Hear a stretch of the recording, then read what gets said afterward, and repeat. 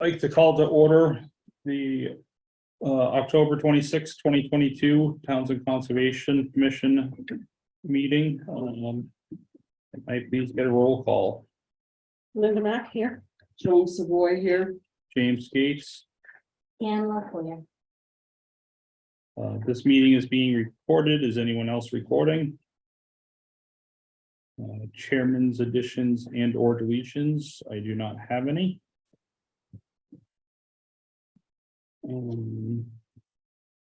Chair's report.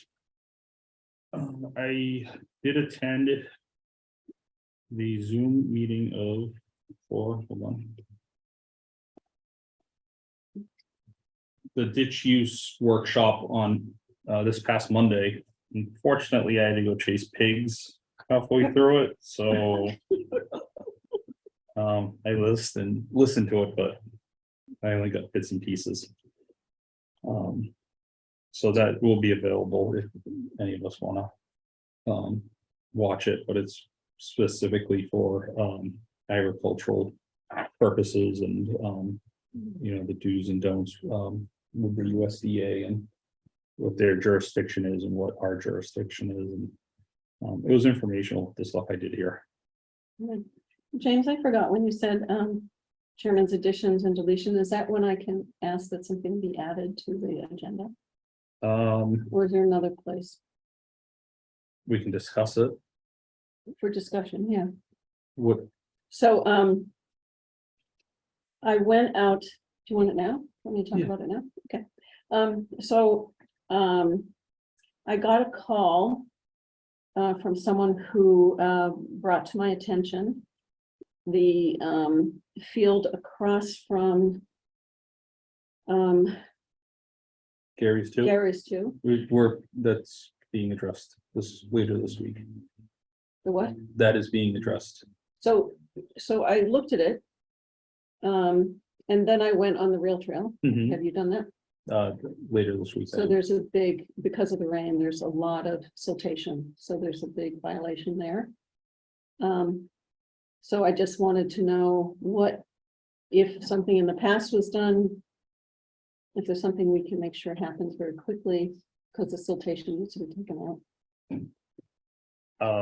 I need to look at it, because there was stuff done as part of the rail trail through that area that is in question, Mhm. and we can, it So- will be something for the next So meeting. the field, that's not the rail trail though, that did that, right? No, that's the owner of that, or the owner. I think we need to move on. This is something that Jessica and I are going to look at on Friday. So, Can anybody else join you? Yeah. On Friday? Jessica, Yeah, that's fine. We're, what did I say, 10:15-ish? about a quarter mile. It's an easy walk if you want to join us. There's parking right at, Right. turn down Old Meeting House, there's a little Right, parking that's area. where I went. So I did go down there and I looked at it, so. Have you been down there today after the rain? No, not today. Did you, Jessica?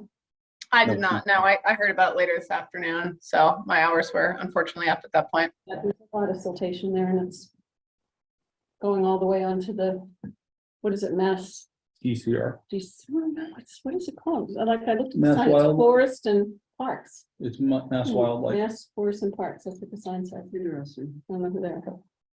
Anyway, so I just wanted to let everybody know I went and looked at that and it's pretty serious what happened down Okay, well, Jessica is in tomorrow and we'll Okay.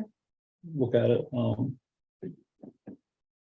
So part of that is, the agricultural side of things, you can't go ditching into a field like, or very deep. And they're just reestablishing what the existing soil was that is allowed. But that is something Yeah. we can look at.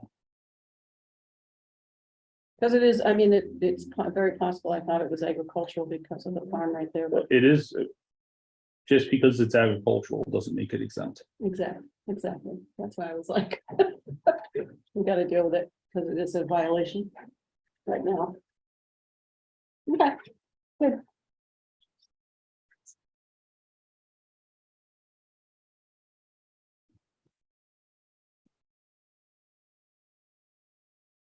Okay, yeah, With that, sorry, I took over your space and all my stuff. That's okay. And a contractor at my house, so Pat, do you mind announcing yourself, please, and the time? 7:09. Patricia Jola, and it's 7:09 PM.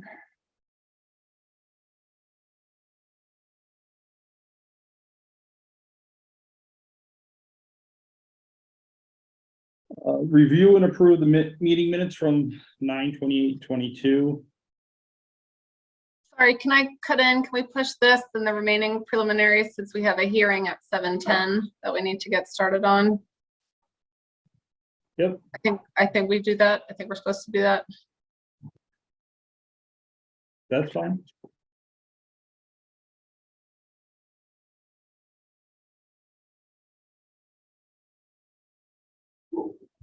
You want to give me the legal notice, James? I'm trying with the holder. Thank you. Pretty big. Oh, yeah. Thank you. 2.0 710 notice of intent, DEP number 308-0694. TWB number 2022-136. Like to open the hearing under the Wetlands Protection Act and Townsend Wetland Bylaws and Chapter 150 regulations. We need a motion to open the hearing in a second. Motion to open the to open the hearing. Second. Okay. I'll read the legal notice. No, we need a roll call vote, please. So, So, Patricia Jola, yes. Linda Mack, yes? Joan Savoy, yes. James Gates, yes. Pamela Clear, yes. Joan, if you don't mind reading the legal notice and Not at all. A legal notice from the Town of Townsend Conservation Commission pursuant to the Massachusetts Wetlands Protection Act and the Townsend Wetlands Bylaw, the Townsend Conservation Commission will hold a public hearing on Wednesday, October 26, 2022 at approximately 7:10 PM. The hearing will be held virtually via Zoom meeting and in person at Town Hall on a notice of intent NOI filed with the Conservation Commission by Jane Hudson.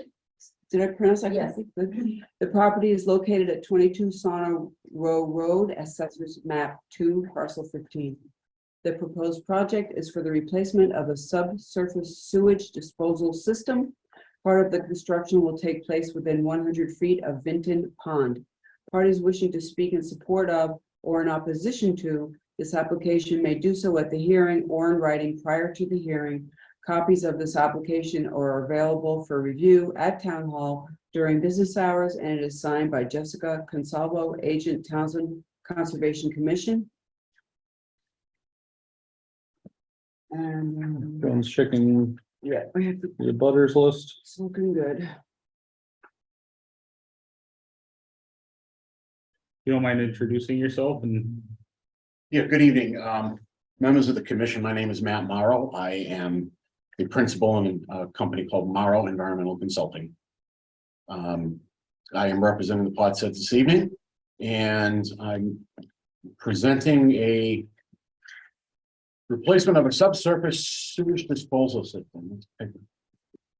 Learn how to say that one 5 times fast.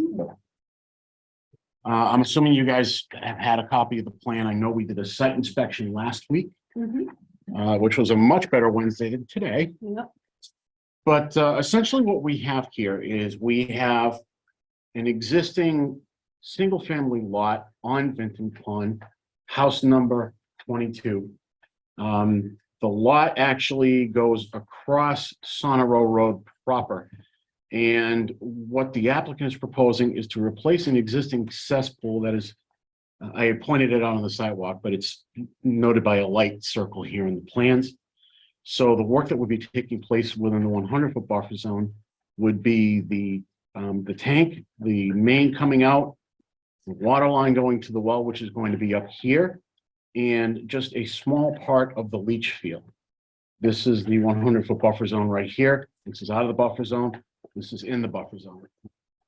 The only change that was noted or suggested on the plans, which I had done the next day, in this plan, which I'm going to leave with you, is reflected on that, is to extend the hay bales along the side of the house.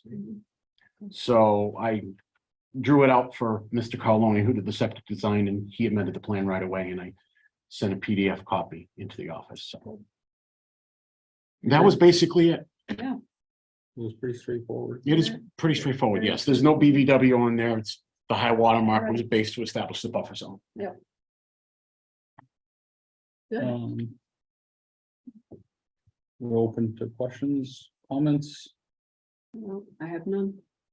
Yeah, there was a file number with no comments issued from DEP, and when I issue an abutter notice, I always, in large letters, offer any abutter that's interested in an opportunity to email my office for a full PDF copy of everything. Mhm. I got no takers on this one.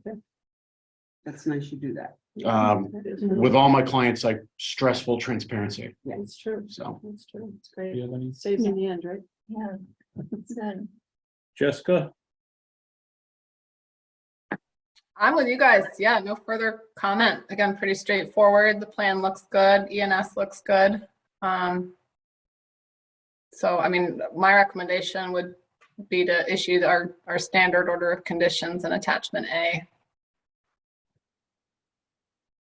Okay, I'll make a motion to issue an order of conditions with these standard order of conditions with attachment A. Second, Roll call. Bill, please. Patricia Jones, yes. Linda Mac, yes? Joan Savoy, yes. James Gates, yes. Anne LaCoy, yes. We may eat your ice cream. actually, I'm thinking now of changing my fee structure to include a complimentary. We need a motion to close. Oh, motion, I make a motion to close the hearing. Second, Roll call vote, please. Patricia Jones, yes. Linda Mac, yes? Joan Savoy, yes. James Gates, yes. Anne LaCoy, yes.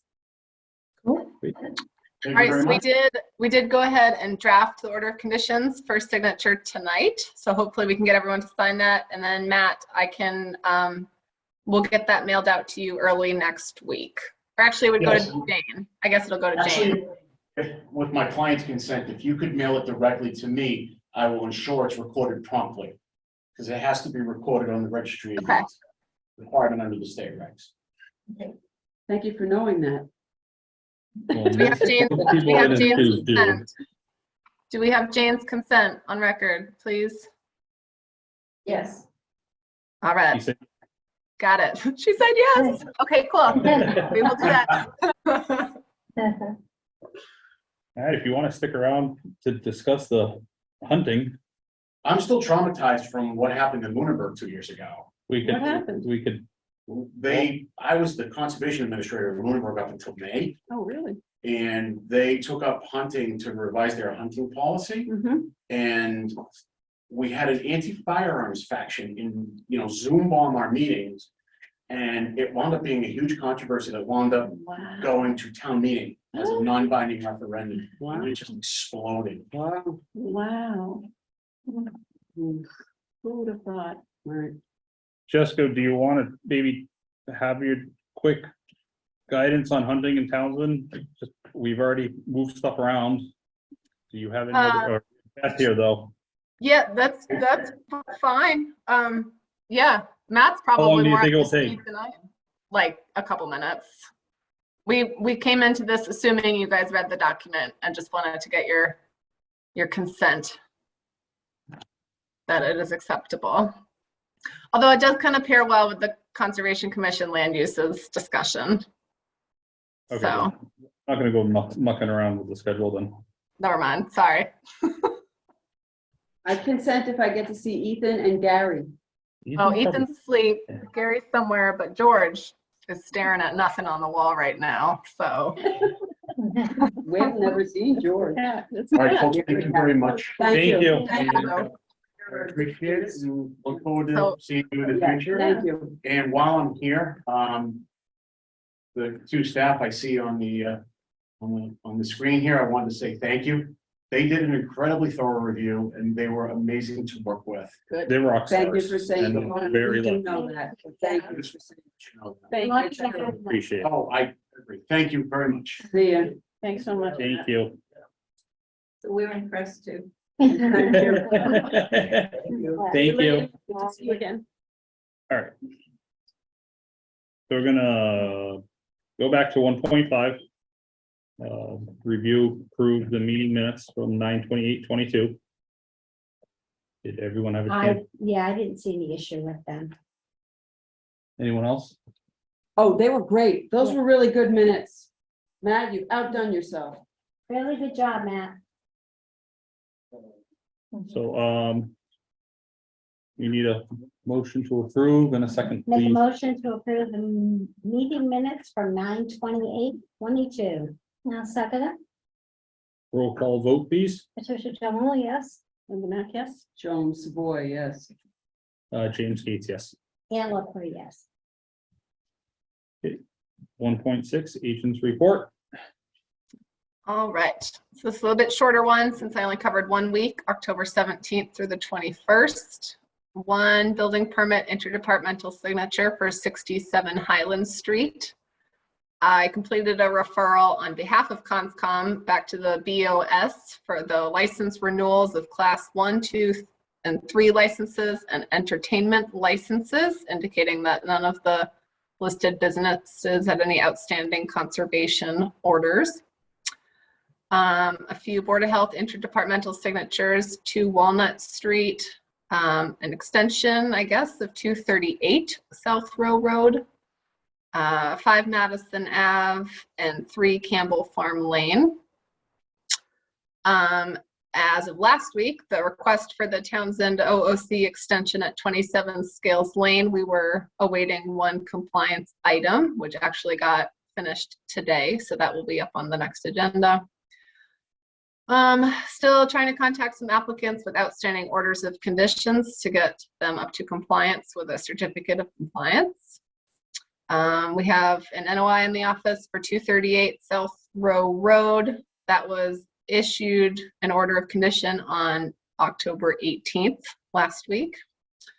We have the NOI for 22 Sauna Road. We had a site visit last week on the 19th. The hearing was tonight. RDAs, we had a couple for 421 and 423 Main Street. We had got those in on October 12th. We had site visits on the 19th. We had the request for COC for Shirley Road, which we issued a COC last week on the 19th. We had a request for an order of condition extension at 3 Wheeler Road, which we issued a 3-year extension last week on the 19th as well.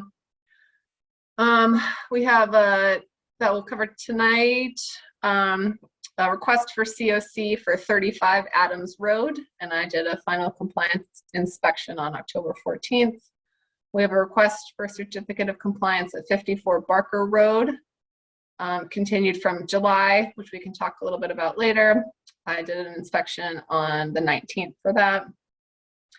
I issued a minor stormwater permit for 22 Ponderosa Drive on October 17th. And we had an NOI come in for the Harbor Trace Water Treatment Plant and associated water lines.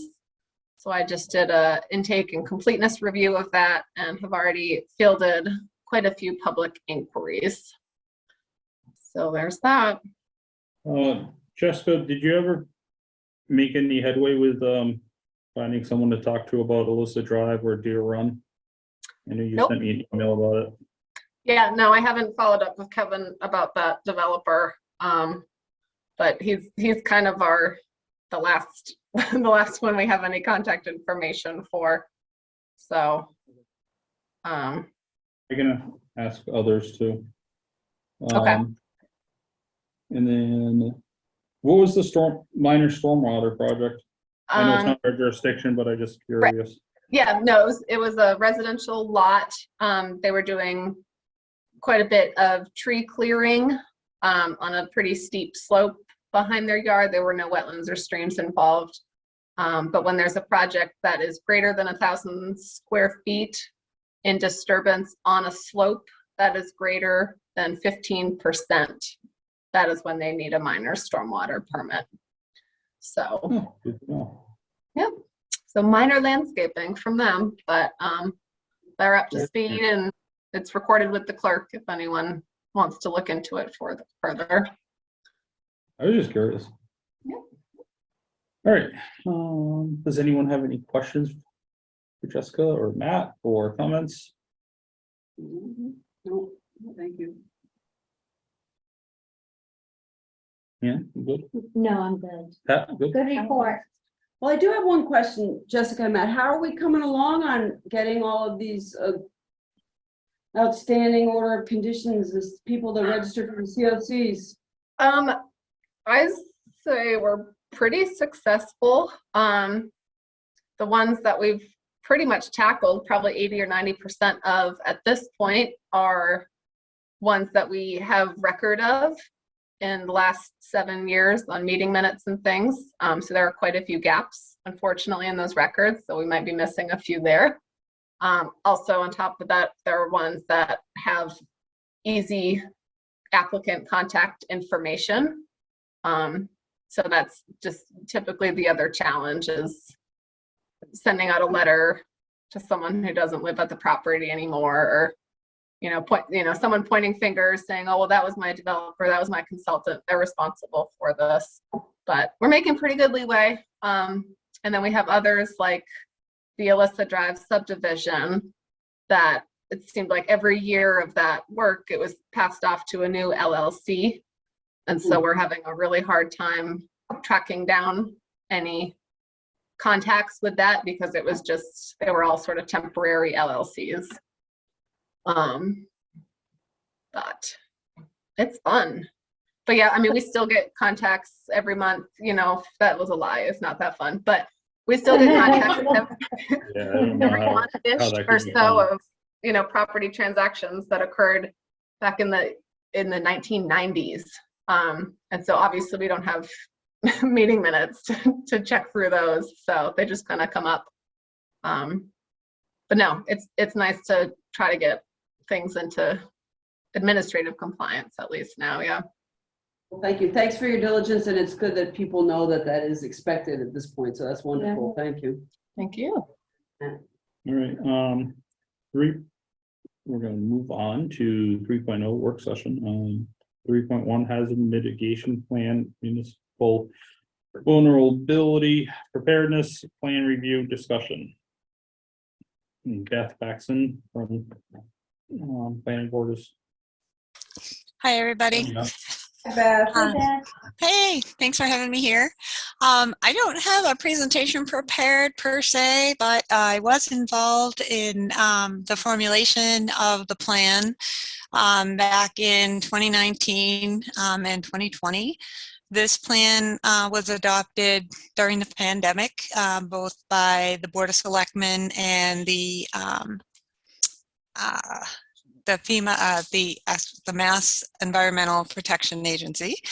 The purpose of the plan is for the town to basically identify some of the strengths and weaknesses of the that the town has in fighting and mitigating climate change, as well as the hazard mitigation plan, which involves strategies and different projects to prepare for natural disasters.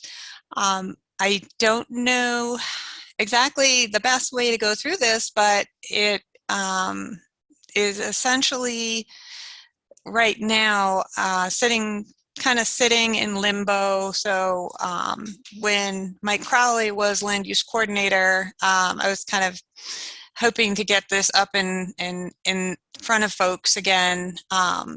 As it's an excellent document. It's an updated document, and it has, I guess I would ask if you would maybe review table 7.1 of the document, which is a priority hazard mitigation and climate adaptation actions, with the lens of potentially actions that the Conservation Commission could contribute to. So I can try to answer questions about the document, but essentially why I'm here today is to start a discussion about maybe, what role the Conservation Commission could play in helping us implement this plan in any area of the plan. So I don't know if you can screen share table 7.1 and look it Did over you want me to together. screen? Do you want me to screen share, Beth? Yeah, and I'm not sure how to, kind of discuss this with you guys, or if you have some preference, but that's kind of why I'm here. I I'd assume probably you've done this. suggest that we Go go ahead, through Jess. the table and just find where Conservation Commission is There we go. highlighted, and then sort of see what the status of our action items are and ideas of what we can do to better implement those items. All right, so I'm screen sharing here. Fantastic. If you guys don't see it. Yep. Okay, so yeah, that first page just explains how the table is set up. Your general objectives, mitigation actions are described. Your implementation, your primary implementation responsibility. Again, a lot of these are multidisciplinary, multi-board and committee and staff, and the time frames are in the table, and then the cost, and then funding sources. So it's well presented, but again, it hasn't been implemented. So this kind of step one, just to see where we can start lifting this up, making some progress. Dam safety, number one. Can I ask a question of Beth? Sure. Beth, there you go. Oh, Beth, hi. Hi. So hi, I have a question. I see a lot of the, not infrequently, the funding sources listed as MVP, the action grant. Mm-hmm. What, can you tell us about those, please? And what has been the town's experience and success rate in getting those grants? Do you have any idea? I do. Good. We have submitted 2 action grants under this program. Both of them were for water supply, basically assessment studies, risk studies, looking at protecting groundwater from the impacts of climate change. Both of those, one was submitted right after this plan was approved, and unfortunately it was unfunded. I guess we were told from that one that we did not have enough, let's say, community involvement. So a very similar project was resubmitted the following year, and very comprehensive grant application. I'd be happy to distribute that to the board if anyone has interest. And again, we were unfunded. We're finding the program is very competitive. Almost every community in Massachusetts is now an MVP designated community. I think there's only a small percentage that are still working on this phase, which is the planning grant, the planning document phase. So that is, it's unfortunate, but that's kind of when Mike Crowley was here, he did meet with our regional coordinator, Hillary King, to talk about potential future grant action grants. And I'm not sure exactly. He didn't leave much of a report on what he was thinking about, but there's certainly more opportunities to refile. But our experience has been, unfortunately, unfunded at this time. Well, my guess is too, since so many of these fall under the category, the implementation is through planning and development, and since that would be, I'm assuming, land use, and we don't have a land use coordinator at this time. But we also don't have a grant writer, so that Right. position, yep, So yeah. hopefully that's all just temporary. So we have to be kind of creative in how we implement. So that's it's So do just ideas that. Go ahead. Was your question to see what part of this conservation might want to be a part of, or is that? Well, the Conservation Commission is named as implementation responsibility in the table. Yes. So at this point, not- it's already approved. And so I guess what you could do is simply just, and it doesn't have to be tonight, perhaps, delegate the process of going through each one of these objectives or mitigation actions, I'm sorry, and just a brief status report as, obviously you didn't know about this, but there have been a lot of activities going on in town that may actually be applicable to achieving these goals. So if you're certainly welcome to go through it line item by line item, but it is quite a long table.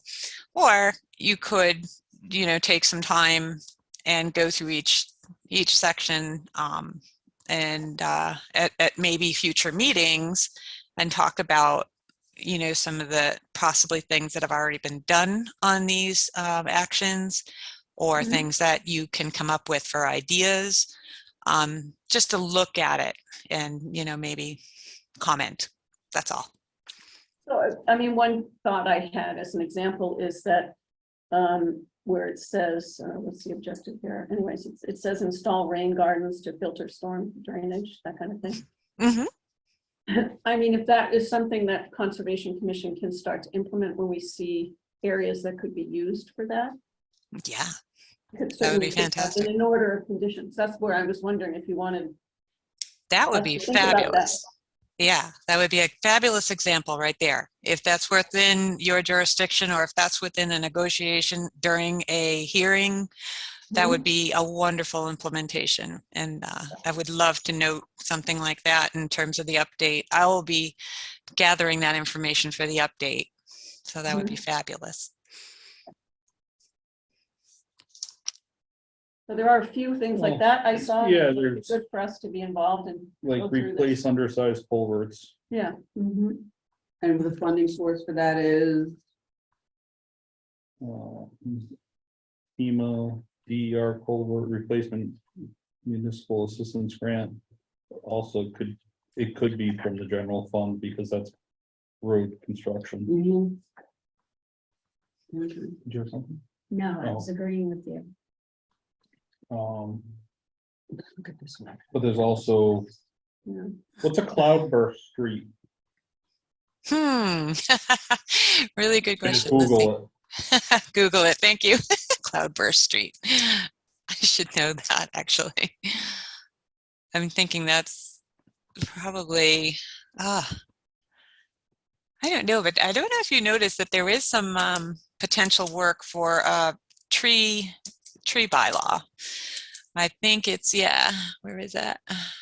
That I thought might be of interest if the Conservation Commission was interested in in creating a bylaw right there, street tree bylaw. I know we have a scenic roads bylaw, but this would be a project if there's interest to protect and perhaps replace trees that are removed during a project. There's other towns in Massachusetts that have some really good street tree protection bylaws. One of them being Arlington, Massachusetts. But that's something that, if you ever wanted to perhaps a subcommittee or a study group, a task group that might want to work on something like that, I think that would be, pretty interesting. And that would be a great group to do it. The other area I think that falls under conservation in a way is the water quality study of our aquifer, because that's the whole purpose of the Wetlands Protection Act, is to protect our groundwater here. So maybe when you're thinking of that, conservation can be involved in some way of, looking at our bylaws and regulations here in town. Well, And if we need to change them in any way to improve the, when we have droughts and things like that, thinking long term. Yeah. there's also the residents with barriers develop flood protection, and then preparing or adapting for planning and development strategies for housing along the river. Sorry, I just Yeah. carried over to a new page. Yeah. Pretty much anything that has to do with water. Mhm. Perfect. And wetlands vegetation would be wanting to be involved. Well, yeah, that, and then you got, like Beth said, the street trees. Yeah, There's a I lot of thought those. of this group, if there would ever be any interest and possibility there in writing a bylaw, and bringing it to town meeting, and it'd be the perfect place in terms of expertise. You know who would be really good at that would be the tree warden. Mhm, mhm. And that's Oh, yeah. something that could be done together, Yeah, and yeah. But Unitil planning. should also be involved in that because Yeah. they're exempt from a lot of stuff when it comes to power line. Yeah. Maintenance. Yes, they are. Sure. Yeah. True. Um, Mhm, mhm. So, one of the items is increased public awareness of scenic roads, of the Scenic Roads Act. I do know from being in part of some other boards, a lot of, I think a lot of people don't understand or don't know about our town the Scenic Roads Act. Mhm. And I had proposed, James, did you know, and I'm just giving a plug for my education piece here.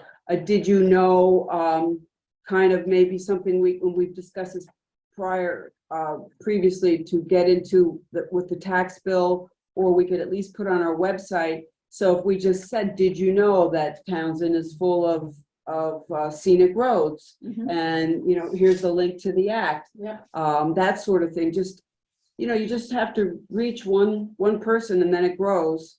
So any of these things that we could put on a did you know Right. kind of, which I'd like to add to That's a get good on the idea. agenda one of these days, please, would be, I think would be really Educational, beneficial yeah. and educational. Yeah. Mhm. That's perfect. Yep.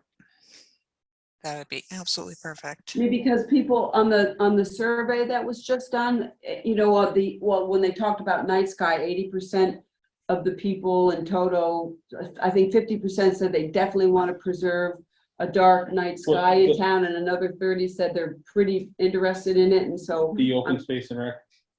that survey. Plan.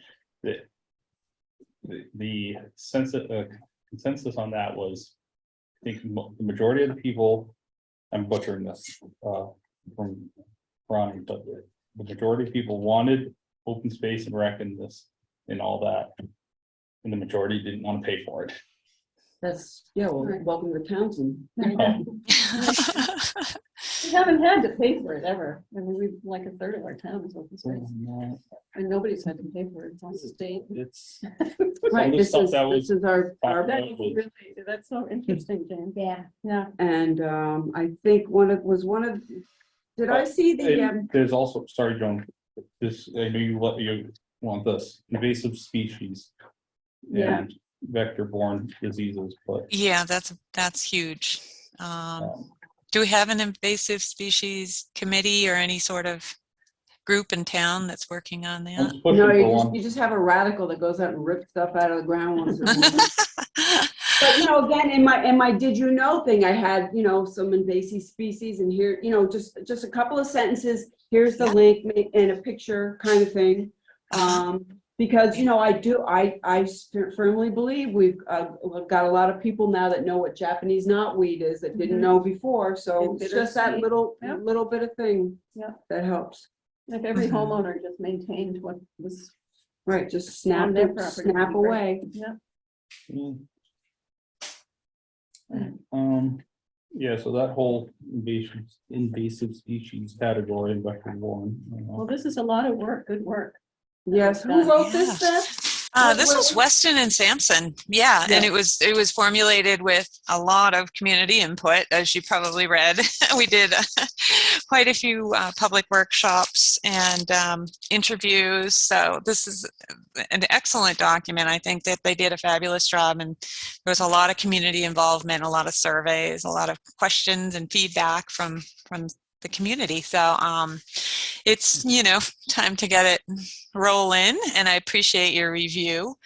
And, if there's a lot to be done on it. This is the first committee that I have visited, and so I appreciate you having me here. And I guess at this point, if you guys have comments or questions, or if you want to send updates, I'm not sure the best way to do that in an organized manner. What do you think, Jessica? I mean, I think if it's, related to the stuff that conservation is responsible for, you can just send it to me and I can kind of start creating a, like an ideas document or something. That'd be great. What's the timeline though, so that it's not dragged out and Beth isn't waiting and you're not getting stuff 6 months from now when one of us happens to remember?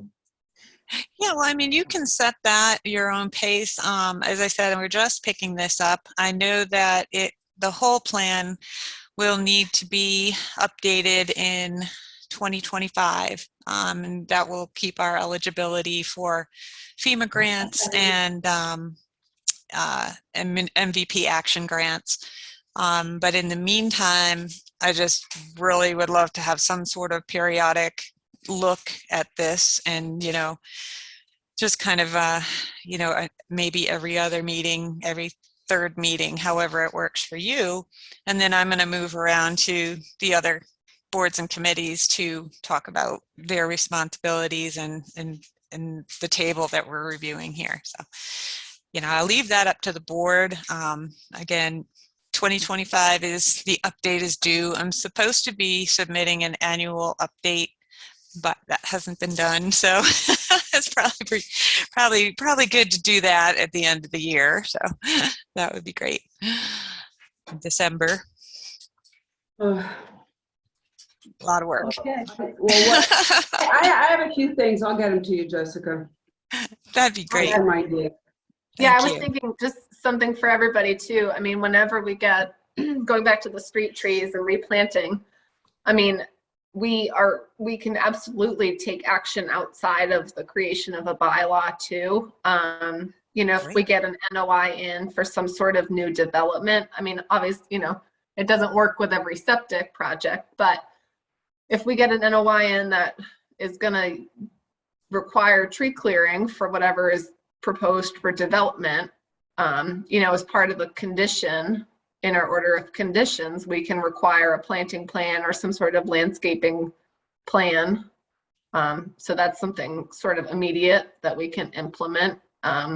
Wonderful. Project specifically. So that's Well, yeah, probably a that's good way always to been an start. option. Yeah. Yeah, that's great. Yeah, I mean, just writing something like that down in a brief format, I can, and sending it to Jess, we'll kind of start gathering that information, and then the ideas for anybody has for future action items, or ways to, anybody has any ideas about grants that make sense that I may have worked with, or that we can start implementing this. And again, I would probably focus on the high priority adaptation actions on the right there of the table. You see high, medium, low. I would, just focus on the high ones. And if you think that something should be changed, I think that's a really good thing to send to Jessica as well. If you find something in there that you think, well, this doesn't necessarily involve the Conservation Commission, but maybe it involves this other board, send that over as well. And, because it's a document that is meant to be, updated continuously. So thank you for that. Thank you. Thanks for your work on this, Beth. Yeah, great job, Beth.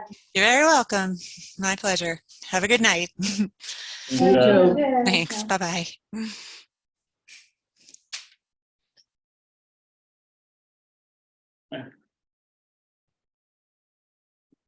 3.2, request for determination of applicability, town, TWB 2022-137, 421 Main Street for the removal of approximately 25 trees within a riverfront area.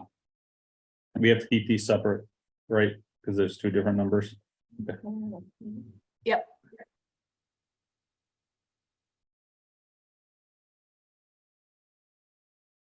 All right. Jessica, you have the floor. Oh, okay. Yeah, so for those of you who are out on the site visit last week, if you're looking at the house, this was the one on the right side, on the eastern side, all the trees behind it. So the trees vary from between about 25 feet to 70 or so feet from the edge of the canal for the Squanicook River.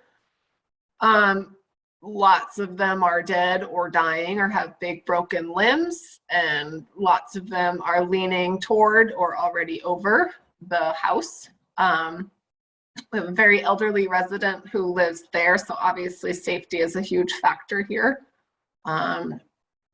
Where I think probably like a crane mounted truck would go is probably going to be up on the driveway, so I wouldn't expect too much erosion or anything occurring. So yeah, I mean, tree removals for safety reasons, I think we should definitely be amenable to that. So I do not see any reason to deny this request.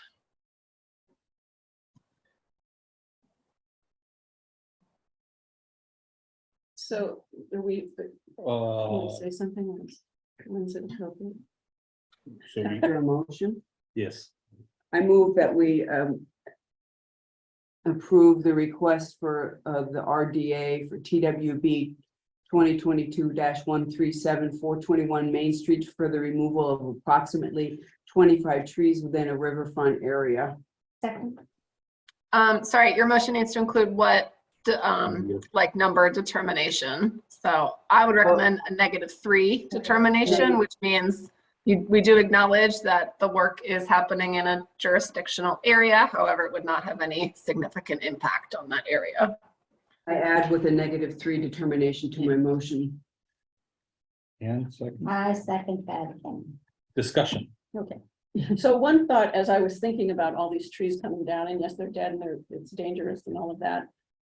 Should we think about replanting trees because you're taking away from a large canopy that's near the river and opening that up as it will be?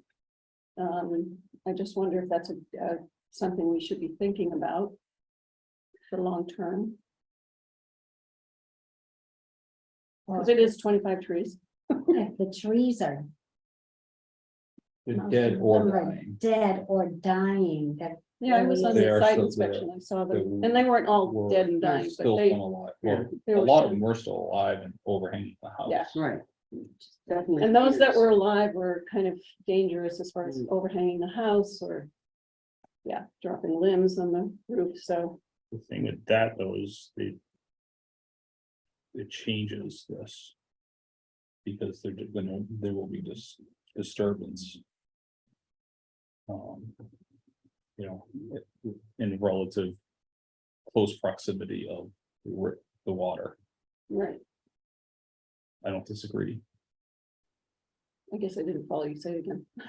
because it's so close to the river. Yeah, are you thinking about the disturbance of planting a tree? Yeah, Mm, and getting equipment to move it down to where it's going, and A small tree. it depends on how small or. Right. Can I say something? Yeah. Yes, Oh, and I'm also thinking about work, the applicants is here. Yeah. Jessica. removing the trees and then replanting is only gonna make the same situation in a certain number of years. If we're putting trees in the exact same spots. Maybe shrubberies. Because we're talking about stabilizing the area. No, right? Yeah, and you're not cooling, the whole cooling destabilizing it, aspect. the stumps are What? staying. Some It's sustain. Yeah. They will die. It's more around the Thinking cooling. out loud. Yeah, I'm thinking more about the river, the health of the river and the cooling and, So I said, you know, for fisheries in there. Yes, I think it's that's why I important just said. to at least think about it. Pull that off to cost. So, So now they're just. short trees, what are some nice short trees? That don't get much more than 20 feet. That's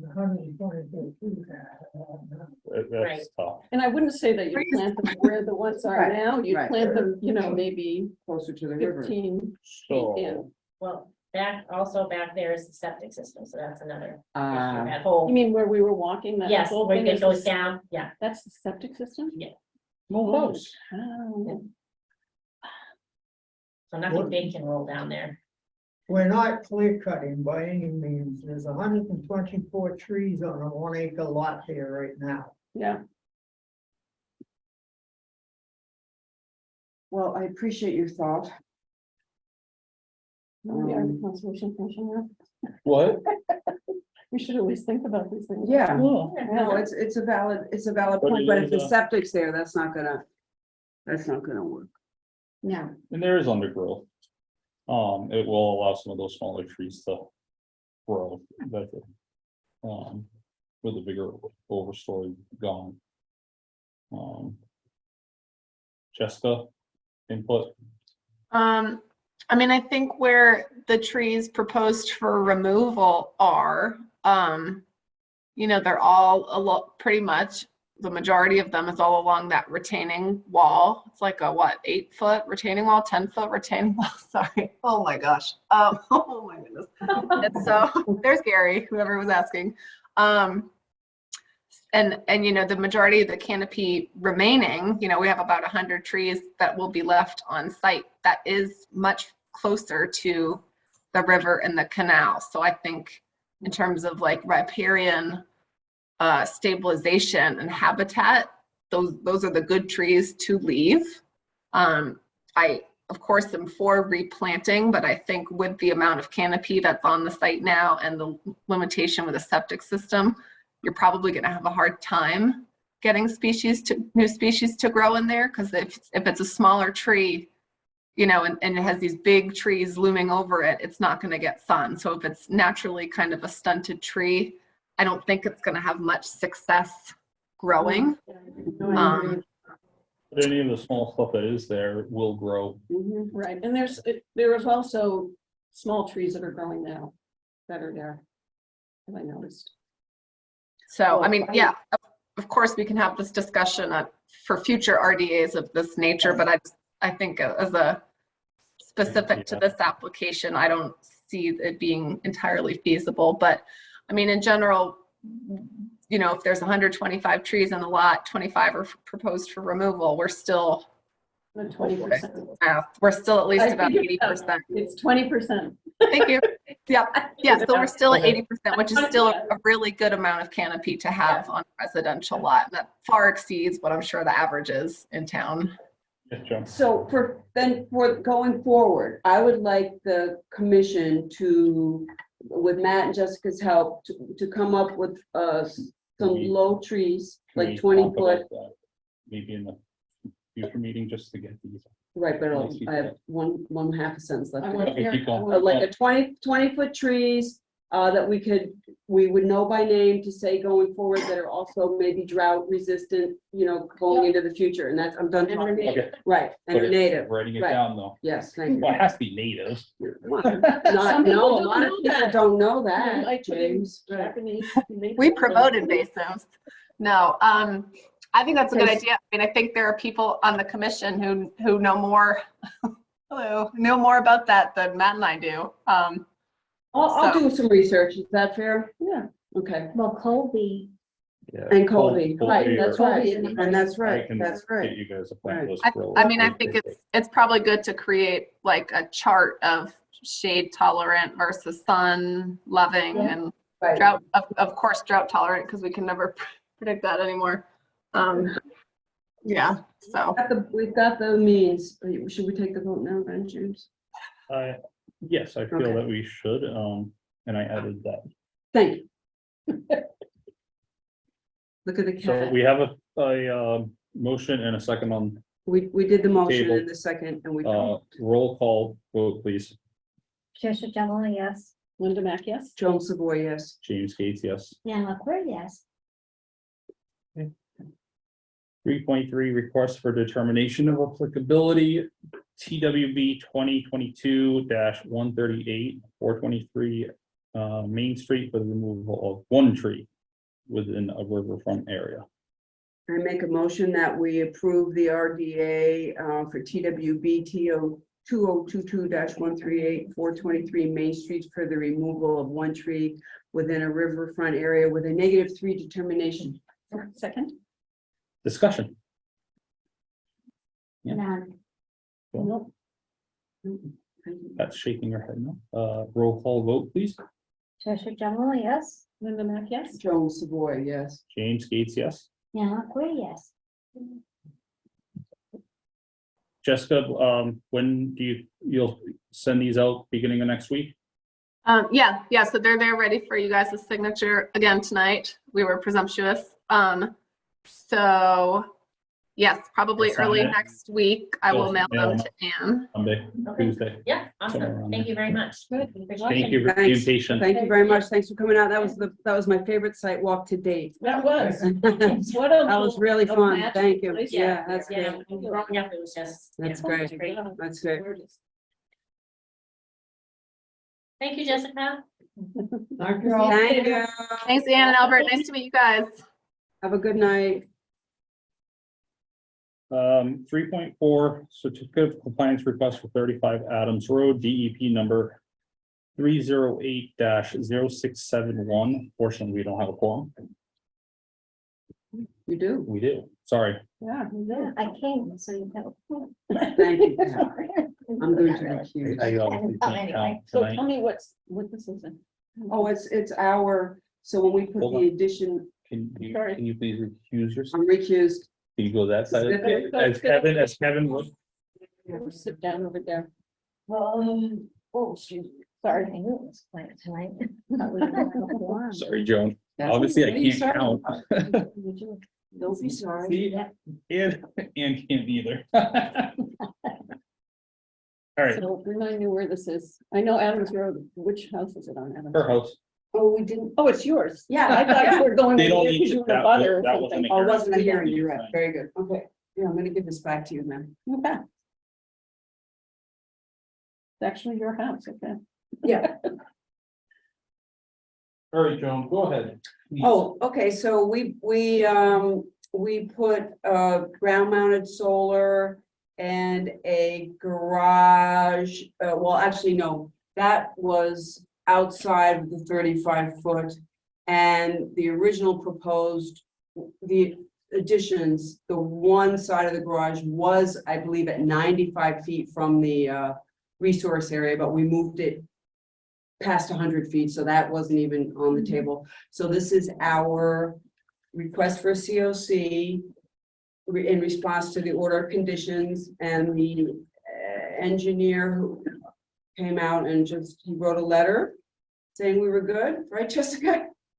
And that's been submitted, and we were timely because we just had the driveway part finished, because we were still having construction vehicles in there. That was the last bit, because that had to come up a little bit, and that was in the resource, partially in the resource area. The driveway, new part of the driveway.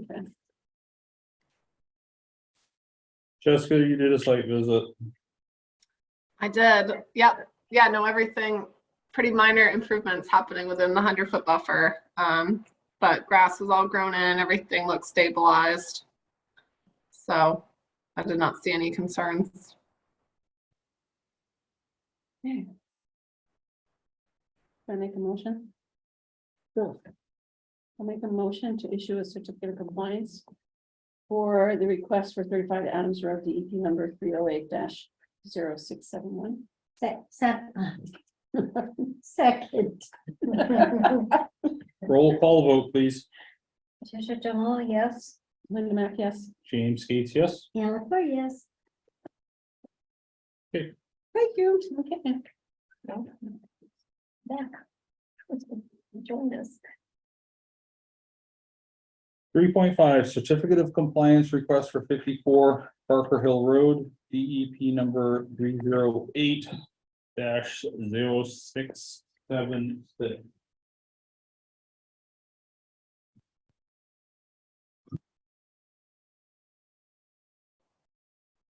All right, so a little history on this one. This order was issued like 3 years ago, I think. And it was for a new construction home. And I guess that part of the demolition of the existing structure that was there before it was proposed for redevelopment, demo was done without a permit. So as part of sort of the reclamation enforcement for that, I think the commission at the time requested 34, 35 plantings be done in the buffer zone. But 95% of the new home development was outside of the buffer zone. But as part of the order of conditions, they had 2 growing seasons of monitoring before they could request a COC. So the applicant initially requested a COC in the spring for us, which was not after 2 growing seasons. So we put this on hold till the end of the growing season, which we're in right now. So Matt and I went out, everything looked in order. They all had their plantings in there, and just about every single one of them looked alive and thriving. So all seemed to be stable and in compliance with their initial site plan. And then we have the engineer certifying that everything was built according to plan as well. So I feel that we can also approve a complete certificate of compliance for this one.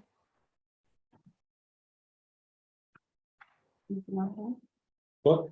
So I'll make a motion. Okay, Making a motion for certificate of compliance request for 54 Barker Hill Road, DEP number 308-0676. Second? discussion? Yeah. Roll call vote, please. Patricia Delaney, yes. Linda Mack, yes? Savoy, yes. James Gates, yes. Hannah Square, yes.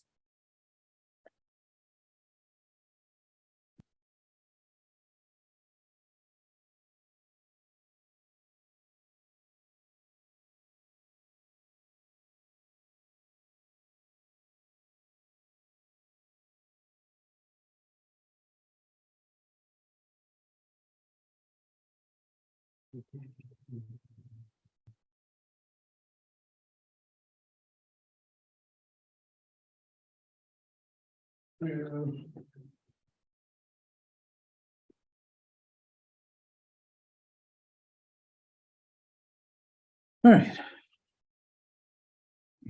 Review of Townsend wetland bylaws, chapter 150-2L through 150-3.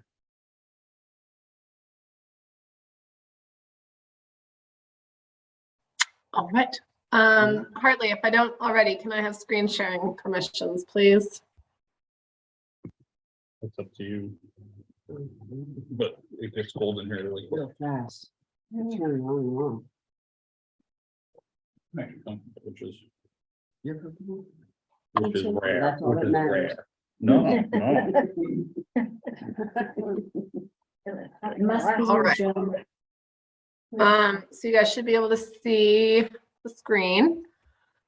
So just continuation of our review of regulations. We're going to be reviewing the fees section tonight and then the definitions section tonight. So the fees are not, this is irrelevant to what our Townsend Wetland bylaw fees are for application submittals.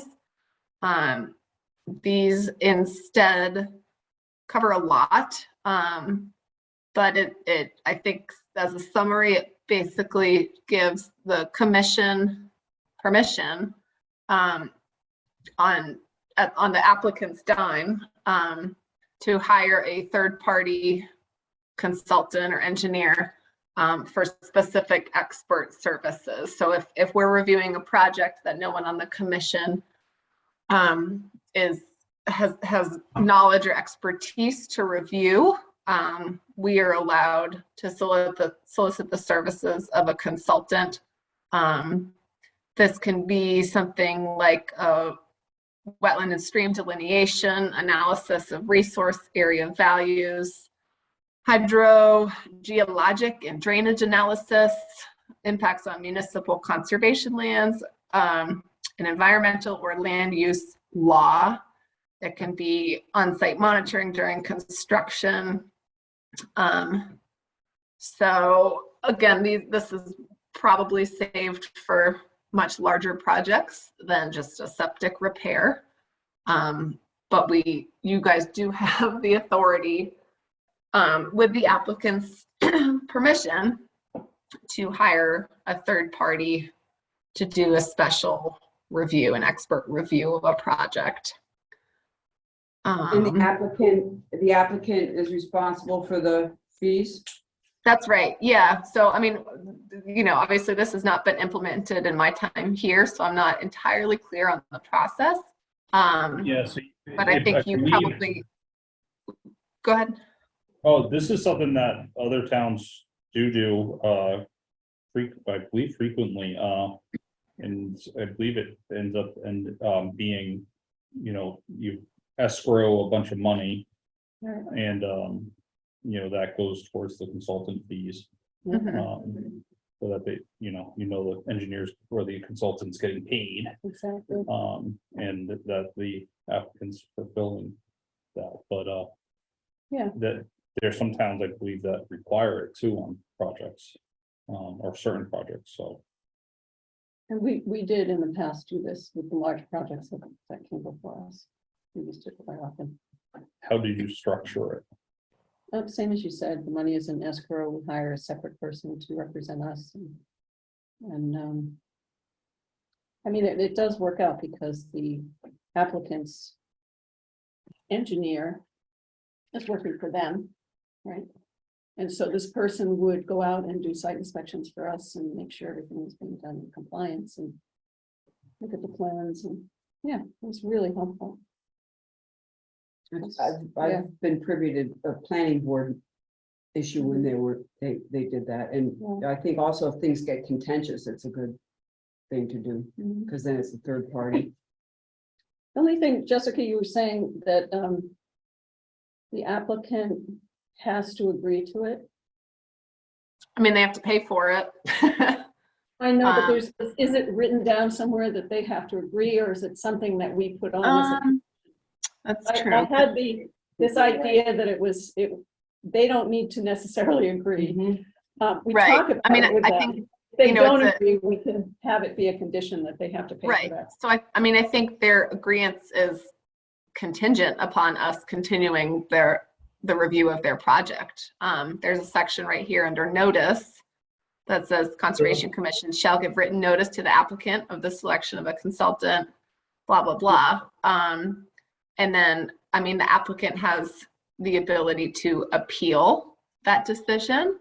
And then if the applicant is not willing to work with the introduction of this new consultant, then it's written in here that the commission has the authority to deny the project.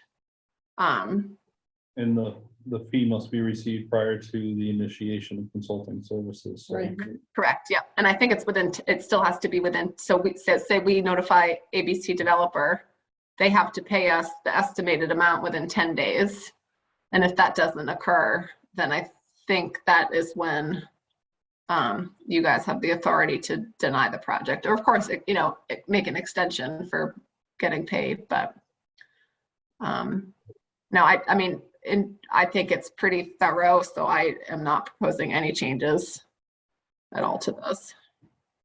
How much do they charge, or does it go according to what needs to be done? Yeah, it depends on the project, and then you have a consultant come in and they tell you, we tell them what we want them to do, and then they give us a proposal and we see how much it would be, and that's kind of how it's worked out. Okay. Okay.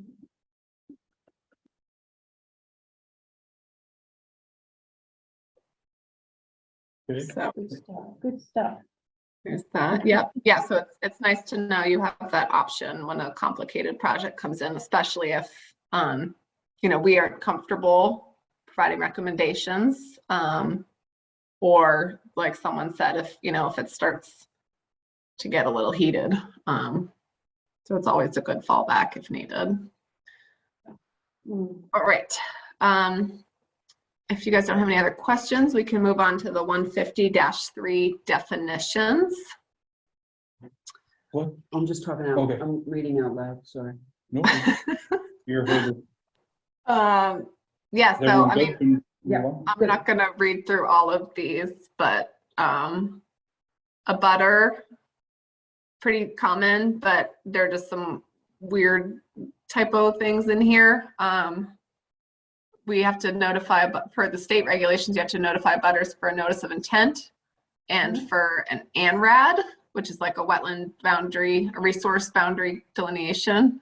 I don't know why our regulations say you need to notify butters for an RDA. So I am removing that so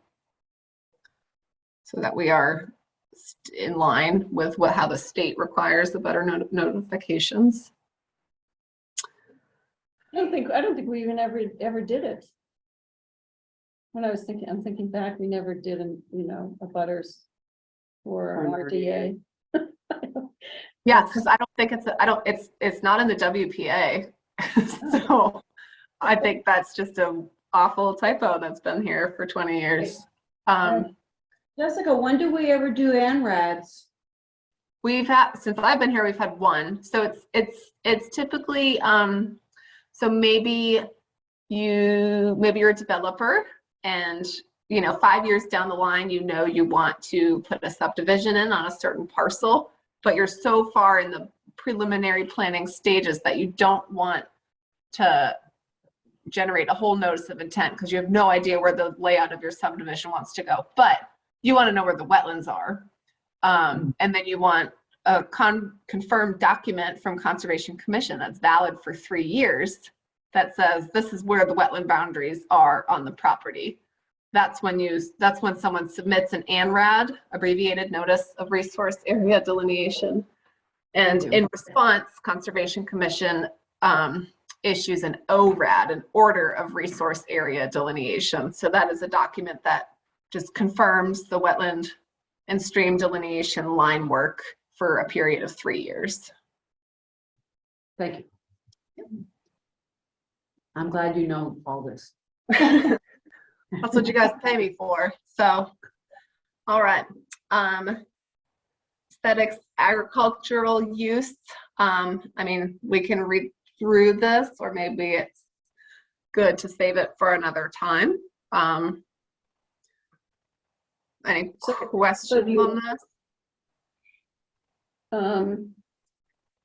So you think we could talk about this in particular at another time, agricultural use? Is that what you're? Yeah, I mean, sort of the point of these discussions is just to, if you guys need any clarifying information on what something means, and to help see how we could potentially reword things in this document so that it's easier for residents and consultants who want to come before Conservation Commission to understand what it means.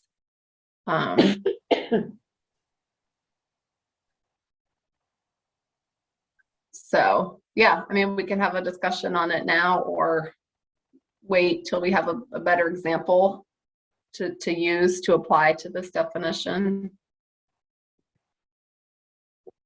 Maybe the example is this, what you were talking about, that you're gonna see on Friday. I mean, I think there's always a question around agricultural use. It's a little bit blurry sometimes.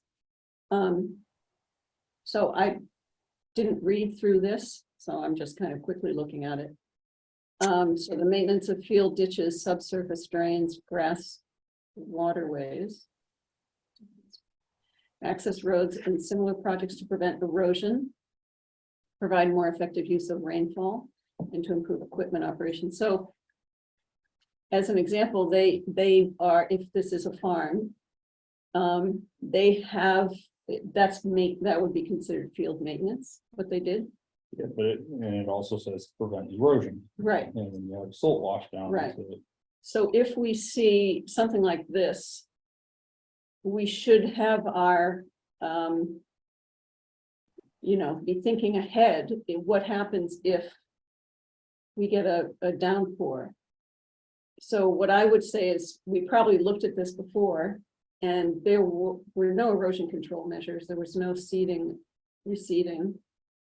I mean, there wasn't anything to stabilize the area, so that's why we would know as a conservation commission that the next rainfall, this thing is gonna wash down, right?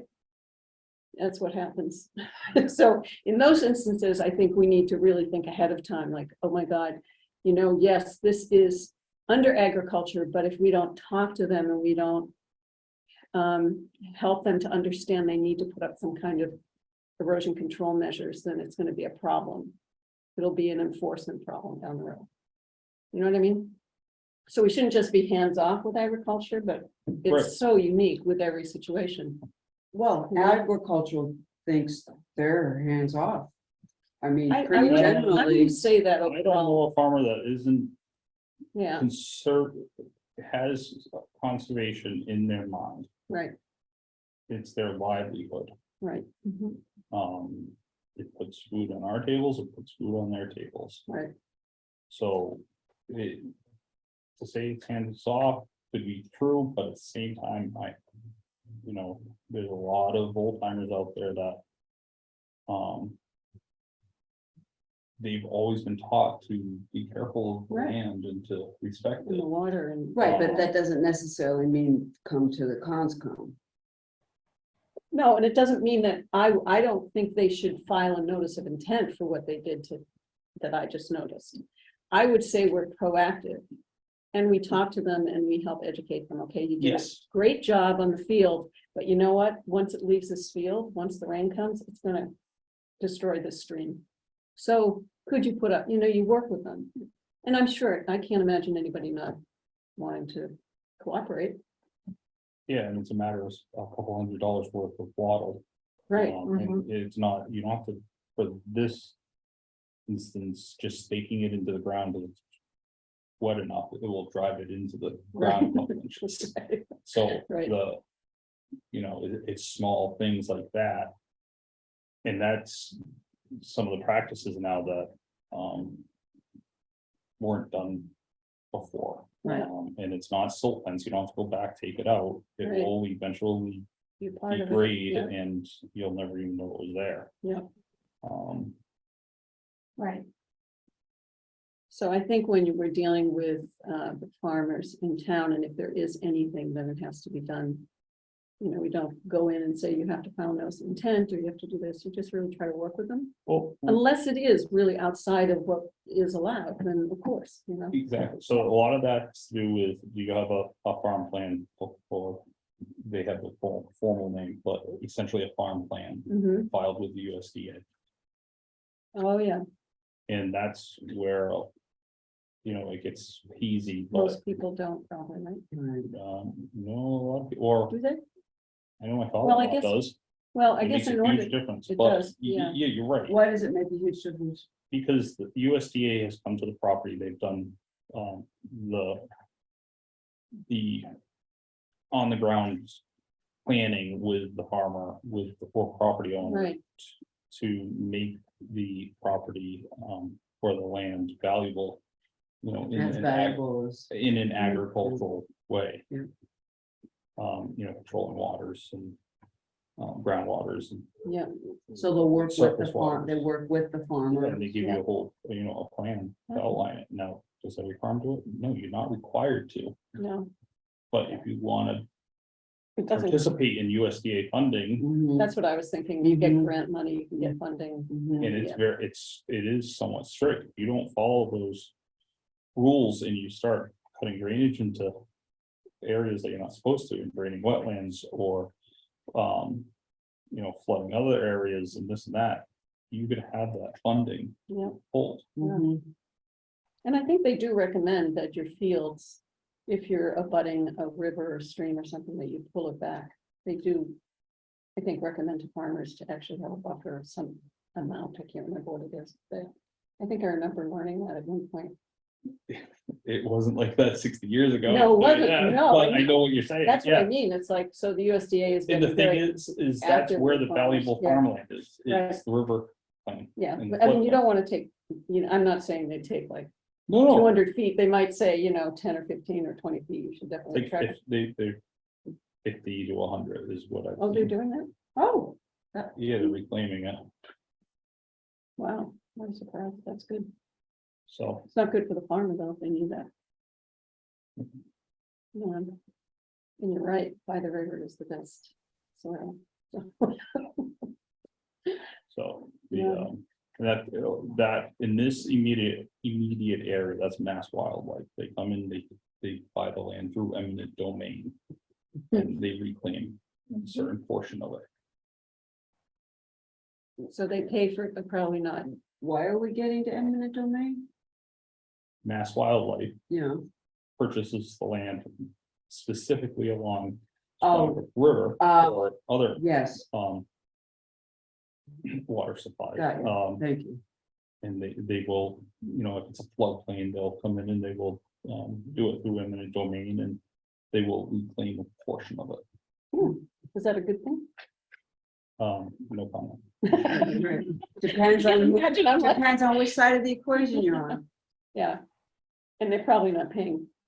Hold on, but I mean, if you're farming, you need the land, so that's the bottom line. And when you can't turn it back in and, or change the uses of it, it can be, detrimental not only to the farmer, but the land because you're So how does- monocropping it. How does Fisheries and Wildlife even find out about it? Registry of Deeds. You mean they just go through, They they go look at through the and river and they they- say, okay, we're gonna they can. contact this farmer and take this Well, they land. won't take it. They'll have a conversation with them. They'll wine and dine them. And I don't know if I want to keep going with this. I'm fascinated by it. I am. And the reason I'm fascinated is when I was the executive director, I would go to Beacon Hill and we would argue for the endangered species aspect of how Right. they take land. And I would hear And I farmers think talk that's about it part and of- it just broke my heart. I'm like, are you kidding? We are really impacting this family and this farm that's been there for generations. And now they can't build a house for their son or daughter or something, so you could really see the impact where, I had always thought, oh, it's an endangered species, we need to protect it. And I really wasn't thinking way back then about the impact of what that meant to people and their livelihood. So, Yep, so what I mean. there's an impact. yeah, And I've seen it firsthand, and there are things that you wish we could do with that property now, and we can't. yeah, So, and it's tough because I've got my 3 boys that we want to try to continue stuff on, but when the state wants to take hold of, in their eyes, that valuable property, Mm. it really ties, your hands, where you Yeah. can't change that crop from, say, if it goes from a cornfield to a hayfield, they make it difficult to go back to a cornfield, well, and you get years of drought like this year where cornfields, we've done- where, feed corn is yeah, not done great. Mhm. It's not just affecting the local community, but there are other farmers throughout the state mhm, that, buy in feed, Mhm. hmm, so. yeah. Definitely when those laws were made, they weren't made by farmers. They were by attorneys and, Well, Scientists. and there are ways Yeah. that you can help. Not necessarily change it, but make it be known and. But I don't really think I'm being political I about know, certain things tonight, but I I agree know, with you, Linda, about it should be educational. yes, absolutely. You You not don't need necessarily going adversaries. after someone's livelihood, but Right. yeah, and even simply notifying conservation that you're doing something in an area like that Mhm, helps. It helps Jessica by, Right. knowing how to field calls and emails. exactly. I mean, that is definitely what was that you were gonna do, or did you know kind of thing? I think there's so many things that we could educate the town, getting it out to the townspeople through tax bills and stuff like that. I just think it's great to let people know. And to know, I mean, if people knew that our water supply is dependent on our aquifer. And that's why a lot of these bylaws are in place. I think they'd be a little more sympathetic to why we do what we do, but yeah. It's hard. What happened with, can I just ask a question about Timberley Park? People not having good water, drinking water, did you guys? They're working on Are that. they working? It's, That's Witchbrook. Is that just Witchesbrook. Witchesbrook? yeah, Okay. Speaking of groundwater. Yeah. yeah, there. A lot of that has to do with the flow of the pipe, this, that. David Young can give you an explanation that is thorough, Yeah, but yeah, I you buy imagine? water, I don't use any of the town's water. you know, I can taste the You chlorine live or in- whatever in it. you live in Timberley Park? No. Okay. That one doesn't. Jessica, you still wait? Yes, I'm here.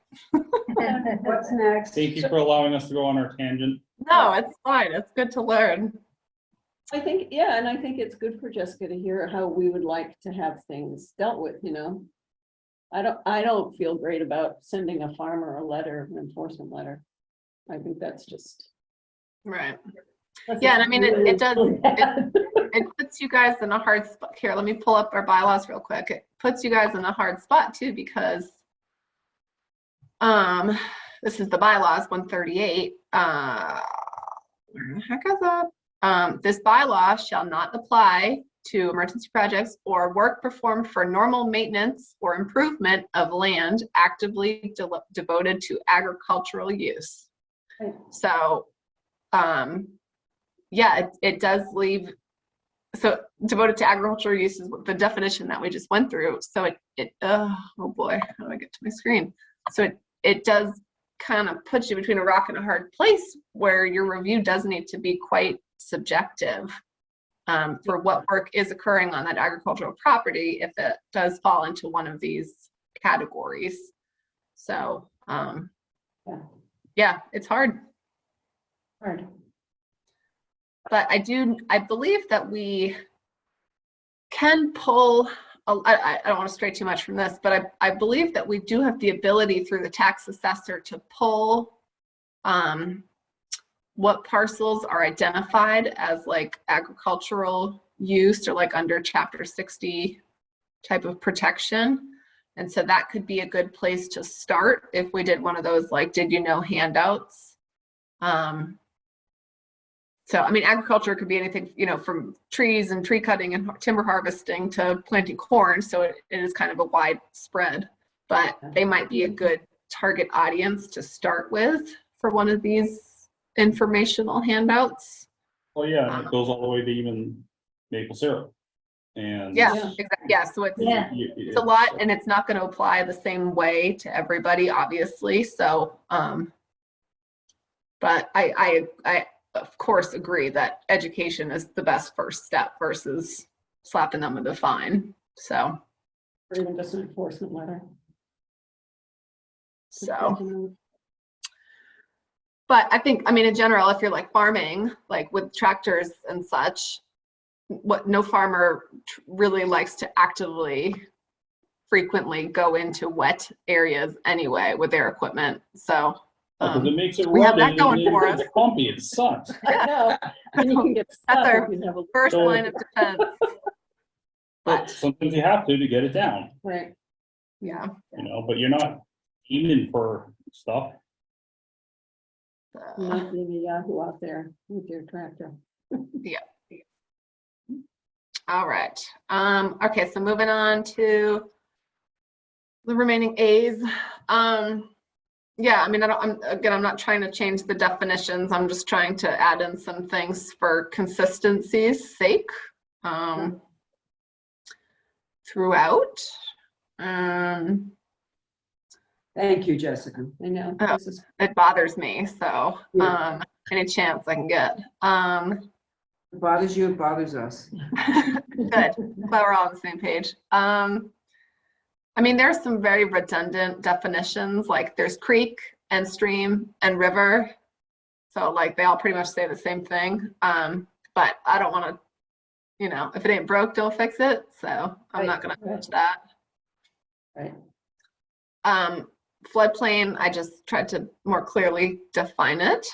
Because we don't actually have anything called the floodplain district in our chapter 138 bylaw. So. Oh, so you're only referring to the bylaw there, not the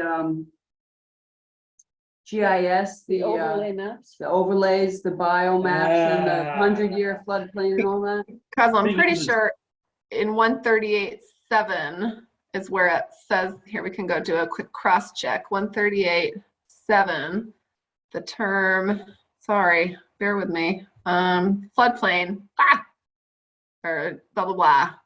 So it is referring to the map. So this is just referring you from 150 to 138 instead of writing out the whole new definition, which I'm doing because that's how it's done in most of these other definitions already. So again, I'm not trying to stir the pot too much. I'm just trying to go for consistency. Thank you. Groundwater, that's a hot ticket item tonight. It just like explains what groundwater is.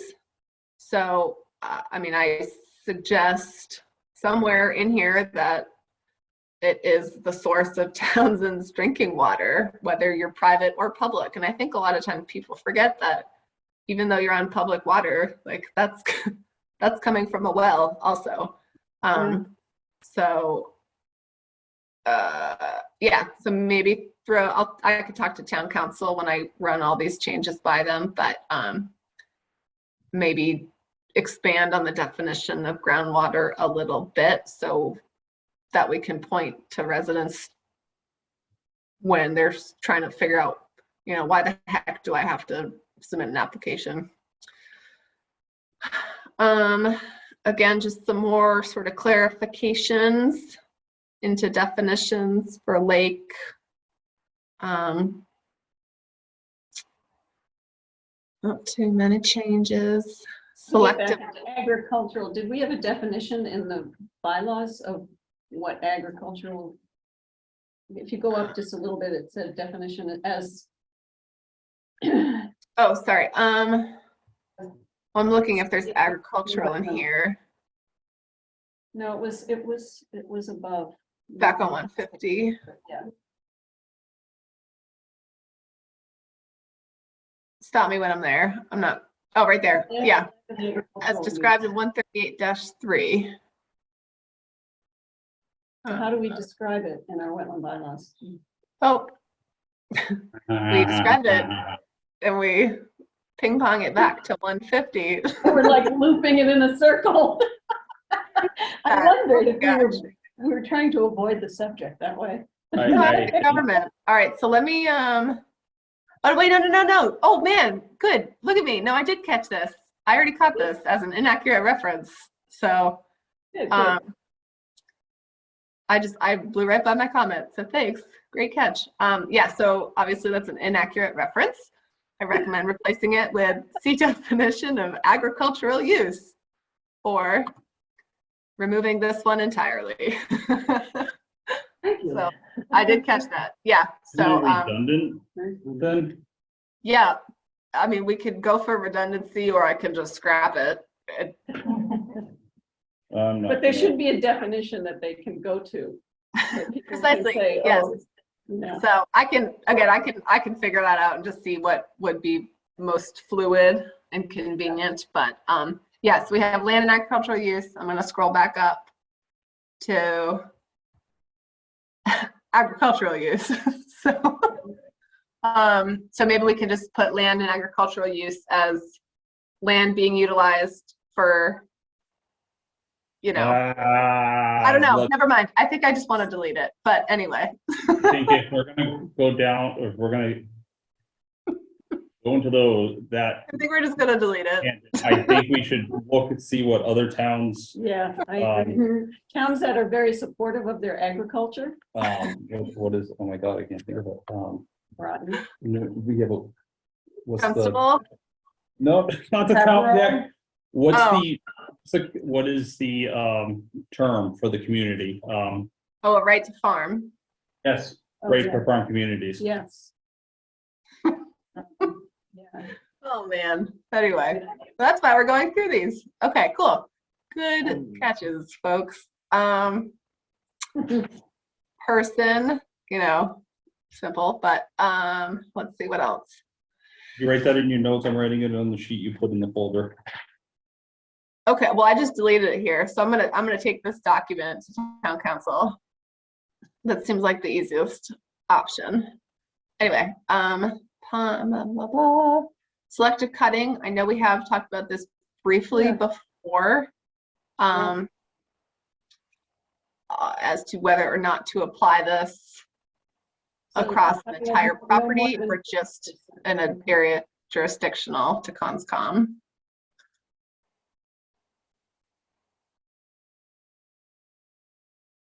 So, I mean, I think the purpose of Conservation Commission is for their own, jurisdictional areas. So I think that's probably where we should focus this. So I think just adding some clarification sentence somewhere in here or a few words that just indicates that, selective cutting, this is applicable within jurisdictional areas or something. But if you guys have any other ideas, I'm open to hearing them. So this isn't even referring to where there's jurisdiction. This is like saying 50% of tree cover Or of if anywhere. Right, Is that but what this is because saying? because it's within, exactly, so it's very unclear. So, but because it's within our wetland bylaws and regulations, I think you can kind of deduce that it is intended for, buffer zones, basically, or resources themselves, but that's not clear. So So I think that's something someone we need to- takes over more than 50% of their trees on a property that's, call it an acre, not an acre. They have to file with us. No, she's saying it Sorry. has to be within the jurisdictional area. Okay. So, but Well, this that's is not. that's what We're we like need to that. determine. We don't, that's the thing, this definition doesn't Refer to the provide jurisdiction. detail as to whether or not it's cutting 50% of trees on a parcel itself or just within a buffer area. That I would mean, need to be done. it's just a definition, right? So it's probably somewhere on 138, it says, selective cutting in this buffer area, and then it'll say, or it doesn't, no, it doesn't? Okay, Nothing. nothing, okay, never mind. So that's why I propose, I think, I mean, it is probably intended to be applied only to areas under our jurisdiction, just because it's in our wetland regulations. But I think that is something clearly, because we're all on a different side here. It's something that we need to clarify in this particular definition as to where it is applicable to. Agreed.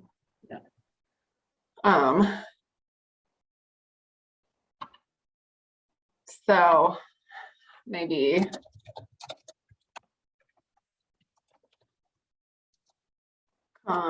oops. Something like that, that's not final wording, but That's great. something that at least helps us clarify where this is applicable to. Thank you. So, but I can talk to town council and see if he has any takes on it too. Anywho. All right, significant effect, no edits to that. I did go through the rest of these and cross-check these references to make sure that they are actually valid and accurate, and they are, unless otherwise noted.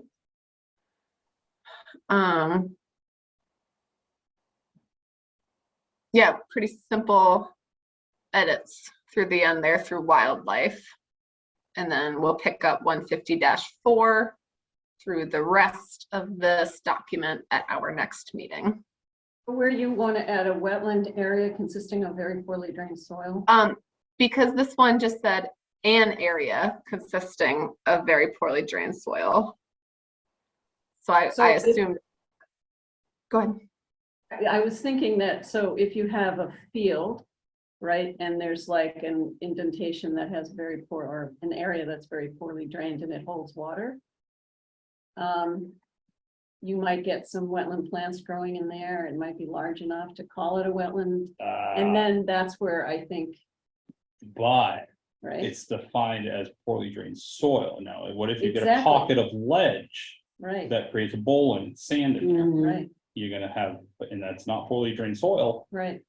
Mhm. And I don't think we need, well, I'm just thinking I out don't loud, even so know I why could we be have wrong. meadows in there. So wetlands, so I think putting wetland in there is making it have to be in a wetland, Okay, which I think is not the purpose of that. I think the purpose Okay, of that is yeah. to be able to identify, say, a large area that it's poorly drained, it has wetland soils, it has, wetland plants. But there's no connection to anything else, and it's not a vernal pool, so. I mean, you do get these areas, especially Right. up in- so then with that, I mean, I'm supportive of leaving Anne. Yeah. I don't know what I'm doing. I'll fix that later. Do we want to add on anything else? Or maybe, I mean, I get, maybe none of us are really experts, so maybe I should do some research on that before we add anything. I can check the Wetlands Protection Act, see if there's anything in there about that. So Or let me- SDA. Yeah, that's true. Yeah, because I know you can go on to like NRCS, like the soil, what's it called, web soil survey to get all this information. How do I, there we go.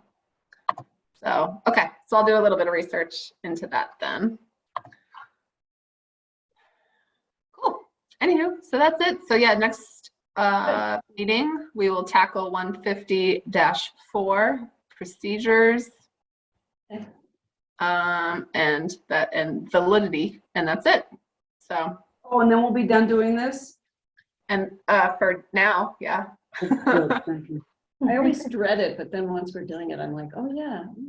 Well, it's so needed, as you can educational. see. It's just so, some of the references are just wrong and it's frustrating. And then if I'm trying to find something for a resident who's on the phone already irritated, and I'm like, oh, wait, sorry. No, It's thank- just hard. So that's our Thank you. sort of first line of defense. I think But it's look, good we're to have very clear fortunate. regulation. Yeah, We're very fortunate to have you hacking your way through these weeds, so Yeah. thanks. It's fun. I mean, it helps me learn, teaching is the best way for you to learn it yourself. So it's reminding me of things we've done that I totally forgot about. And Yeah, thank it's you, great. Matt, because I know you've helped Yes. us. with Yeah, And Matt. definitely, The A team right. up there. Yeah, they are the 18. So are we ready to move on to Yep, 3.7? please. Because we still have more. 3.7, review, discuss guidance on hunting in Townsend. Another one. Interesting. Yeah, I'm waiting to hear about this one. I don't know what's happening, but. Yeah, so it's nothing major. It's just we've gotten a few calls over the last couple of months about people questioning like, hey, where can I go hunting? General, like what are the bag limits, stuff like that. And we actually have nothing in our bylaw that changes. So we just have the state requirements, nothing additional. The only thing me and Jessica are hesitant about right now is that our conservation lands are not very well marked, the boundaries. So we're hesitant to send people out to the conservation lands when they could accidentally cross into private property. Wow. Yeah, so James is passing around the markers that we just got in. That's So what Mass Wildlife has on their trees. Yeah, I know. Sorry. Yeah, because behind my house, Massachusetts bought the land that used to be Dunbar and stuff. So That's they're really hunting on there. Like I came across a hunter when I was walking my dog, not realizing it was turkey season Yeah. Yep. and stuff. And I didn't have any orange on or anything, but my dog started acting up and all of a sudden I looked over and there's a guy down on the ground with his gun and everything. And he just kind of said, sorry, moved our way out of there. Yeah. Because I've always gone back there. But Mhm. that kind of worries me because it's not that far from my house. There's only a hill And I think if they're gonna shoot a gun and they're, the deer could be standing up So over there. there's laws against that. Yeah. Yeah. They can't just. That's what we shoot want to them. avoid. Yeah, So well, the maybe state, the not, state but- has laws that, I forget what the distance is, 400, 500 I feet? thought it was 500 Something feet. I don't hunt. I don't Does know. anyone else hunt here? No, I can't speak on it. Yeah, I worry about it because it could come towards the house, Well, and if, or if I'm walking outside. and if it does, Yeah. you need to call the environmental police because, Oh, yeah. that's yeah, look that up. that's an issue. In the There is- wintertime, I there hear is a lot of limit shooting. as to How close to a dwelling. Yes, but that's up to the hunters should know that in their trainings, especially in Right. Massachusetts. But it in only order to got get bought like a licensed. year or two ago, a couple of years ago. and It Yeah. hasn't been that Oh, long really? that they So, were able to go hunting in If there. people are calling, what do? You just refer them to the Yeah, state website? 'Cause So- that's- So what I've been doing is, hold on, I can share my screen here. Yeah, I just been pointing them to the state, and I made a little thing on the town website here. Okay, here we go. Hunting in Townsend, where Matt? I mentioned Oh, Matt, that we don't have anything behind standard state regulations, and while we do allow hunting on Townsend conservation land, these properties do not have proper signage marking their boundaries. We are working to put up the necessary signage, but until that point, when user safety is ensured, we ask that you please hunt in the designated state wildlife management areas only. And then I have links to the regulations and the zone map, the wildlife management areas, and the hunting seasons and bag limits. But what me and Jessica want to do is with these markers is our priority is to put them on the big pieces of property that have frontage. So that way, if we can mark those out, we can kind of point people to those and just mention like, hey, make sure you stay on the conservation land. Don't walk into people's private property. But this is what we have as of right now. well, so That's are awesome. we allowing people to hunt conservation property? So there's nothing, since there's nothing in our bylaw that says we don't allow it, I believe when I was looking at the state, like technically they are allowed to hunt on conservation lands. Correct me if I'm wrong, Jessica, but that's what it seemed like to me. So we're not telling people they can't do it. We're just asking, right now temporarily to please hunt in the state wildlife management areas. Those have such better signage, like they actually, for Yeah, the most part, stay true to posting a sign every 50 feet along the boundary. And Yeah. I mean, It's insane. to I don't date- know how- Matt, So of like the 30 conservation commission owned properties, we visited about like 8 of them. yeah. And I don't think a single one of them has had any signage. And I mean, sure, some of them are 0.2 acre, so you obviously you're not going to hunt on that, but we do have some that are sizable enough to hunt on 10 plus acres, but Yeah, the Yeah. Old Meadow, what's it called? Old Meadow House? Old Park? Meeting House, yeah. Meeting House, thank you. Meeting House, like that's a really big property, so I know. I've been told that it gets a popular hunting spot, so. Yeah. so just a little history. Ponderosa Conservation lands have always allowed hunting in town, just because and the land trust that we had tried to, when they purchased land, we would say there was no hunting on it, and boy, we got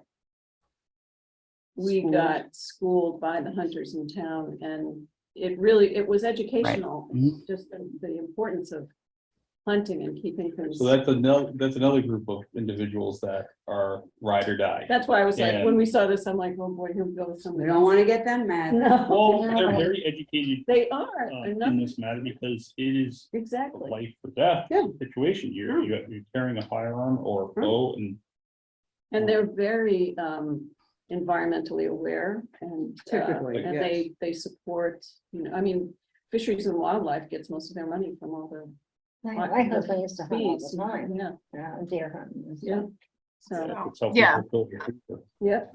Ultimately, it's a matter of safety first and foremost. So yes, sure, while it is allowed on Conservation Commission owned property, we cannot guarantee safety because boundaries are not marked and proper land uses are not posted. So, I mean, it's not illegal, but we recommend that they don't Exactly. hunt. until we are more up to speed on notification and marking of the properties. And we have 250 of these markers, so we can start going out when we have some free time, and hopefully soon. So How are you going to delineate property bounds? that's another good question. Great question. Use Like, how do you GP. do I it? mean, yeah. I was There are told by Mike GPS before you left. Sorry. There are apps that you can download that can give you that information. Right. Jessica, you saw one up on Bloomberg Road, Yeah. and they're pretty accurate. Yeah. So that this kind of morphs into the Conservation Commission on properties too, next on the agenda. So we'll just sort of do a combined conversation. But yeah, I mean, go ahead, Matt. Sorry, I just really quick. I was told by Mike before he left that Kevin Smith has done this a lot with open space, like going out and delineating. So I was like maybe hoping to ask him if he had a free day sometime to help us out. That was one idea we had. Or any volunteers. It's not just limited to Kevin. I mean, Yeah. you guys as the commission, of course, you're our first go-to. But yeah, I mean, we have about 30 of these properties that your idea of their boundary is as good as ours. So we really need to get markers up. So yeah, we want to, I think, start with the bigger parcels that have road frontage. Bigger That parcels. people would more frequently like to use recreationally. And the parcels next to other lands that are clearly for hunting and contiguous with. You know what I would also like if we could put, we might already have them, but no motorized vehicles on our properties. So We- that's So Fisheries and Wildlife does that, the state does it, but we haven't done that on our properties. so Matt, why don't you flip to the Yeah. other one? These- Hold Now on. this sign's posted down on White Street. So that's if what They- what Linda's talking about right now is this. Oh,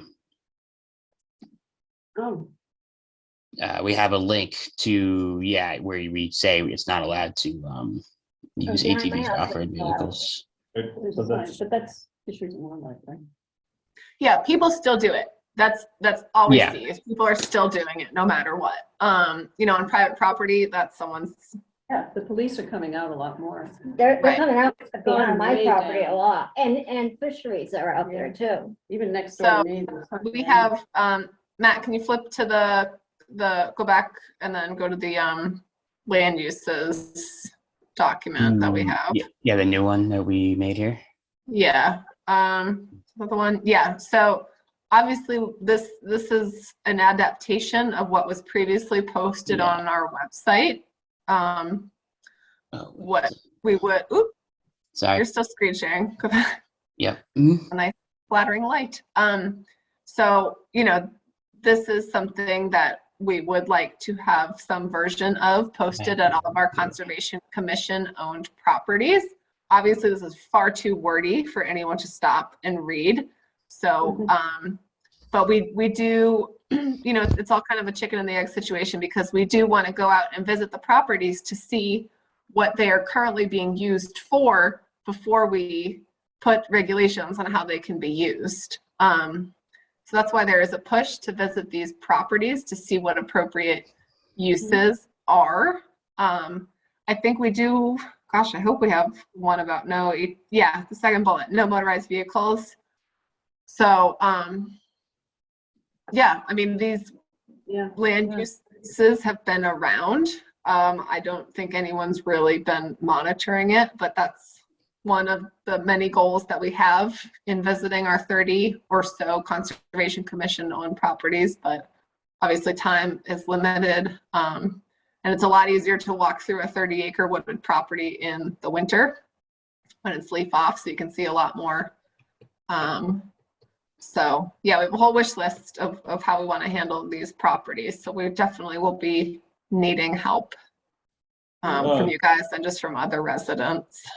Jessica, the current, or the lease that was executed with TASA for Squanicook Meadows also has some really good wording in it that, like clean up some verbiage on this or add some to this. Okay. Reference. Yeah, before it was awful. Oh my gosh, we had to change it. So, Matt sort of reorganized our website recently.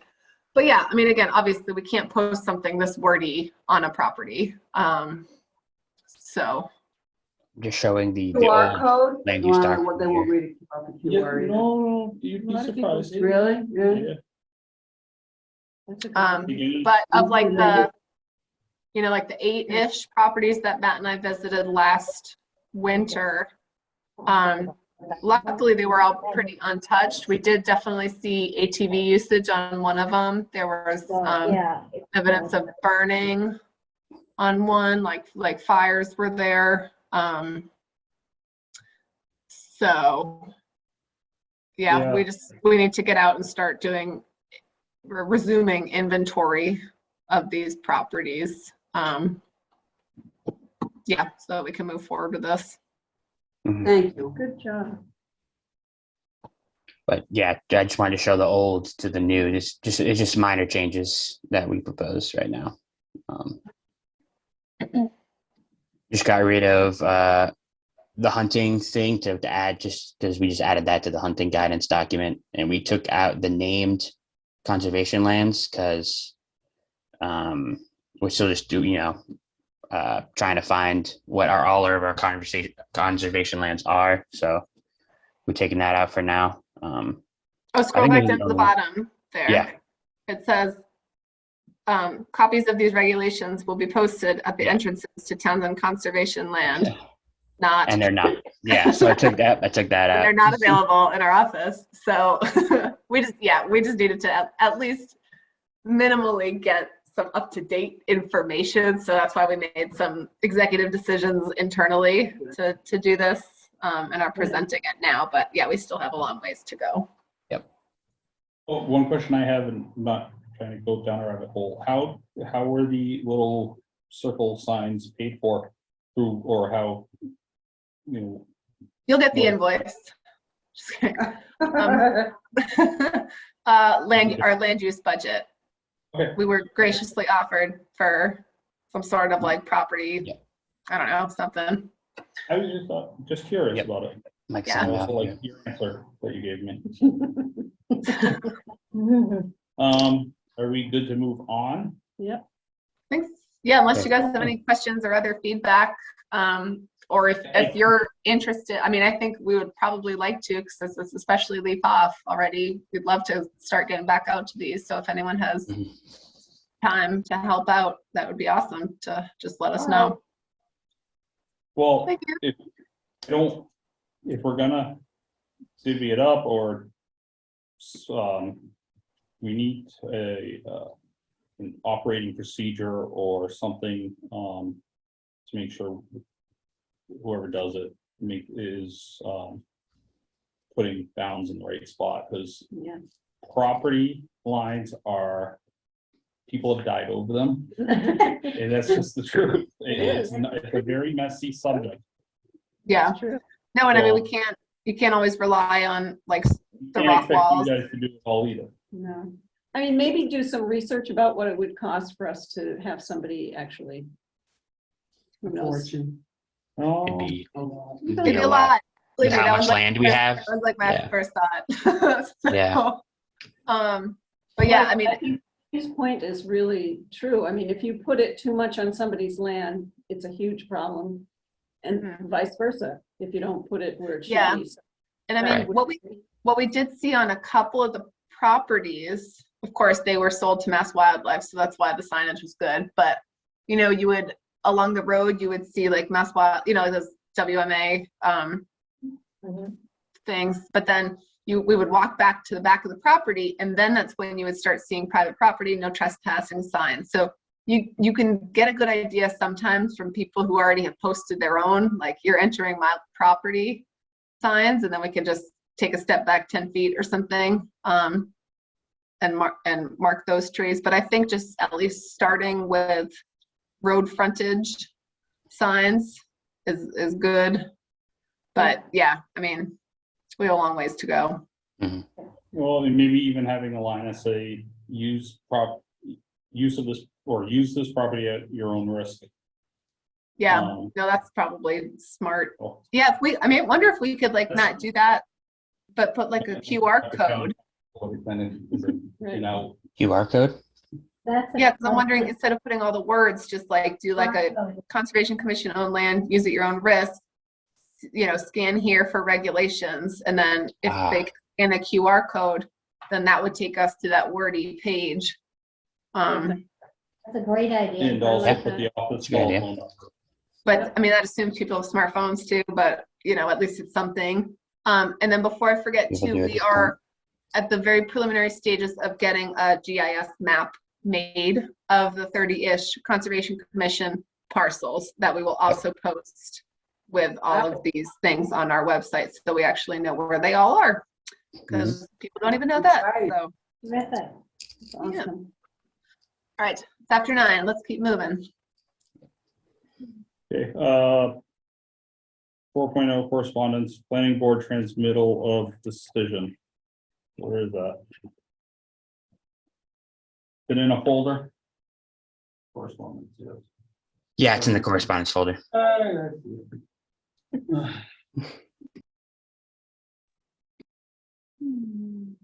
Yes, now it's getting hot in here. And we can't leave until we sign our document. I know. Let's get those going. No, we just, planning notice, a planning board notice of decision and decision to grant an amendment to the site plan review special permit granted on July 18th, 2022, conversion of a commercial building located at 256 Main Street to a one-bedroom residential unit. That's right next to Forest Appliance. Yeah. Questions, concerns? I don't see a No, need for discussion. Nothing. Upcoming MACC classes. You can check the website. Is there anything notable? Nothing new. Just the usual fall conference classes going on. Items for discussion at the next meeting. There is only one meeting in November and one meeting in December. You know what I was thinking we should start thinking about and talking about are, with these droughts, are the amount of swimming pools. Do you remember how many swimming pools we were putting in? Oh, and And the those are the use of only ones that water. we knew of. And those are the ones, oh, really? Yeah, they go, That's they true, go, the ones- they go to Lunenburg by the water. Okay. Yeah.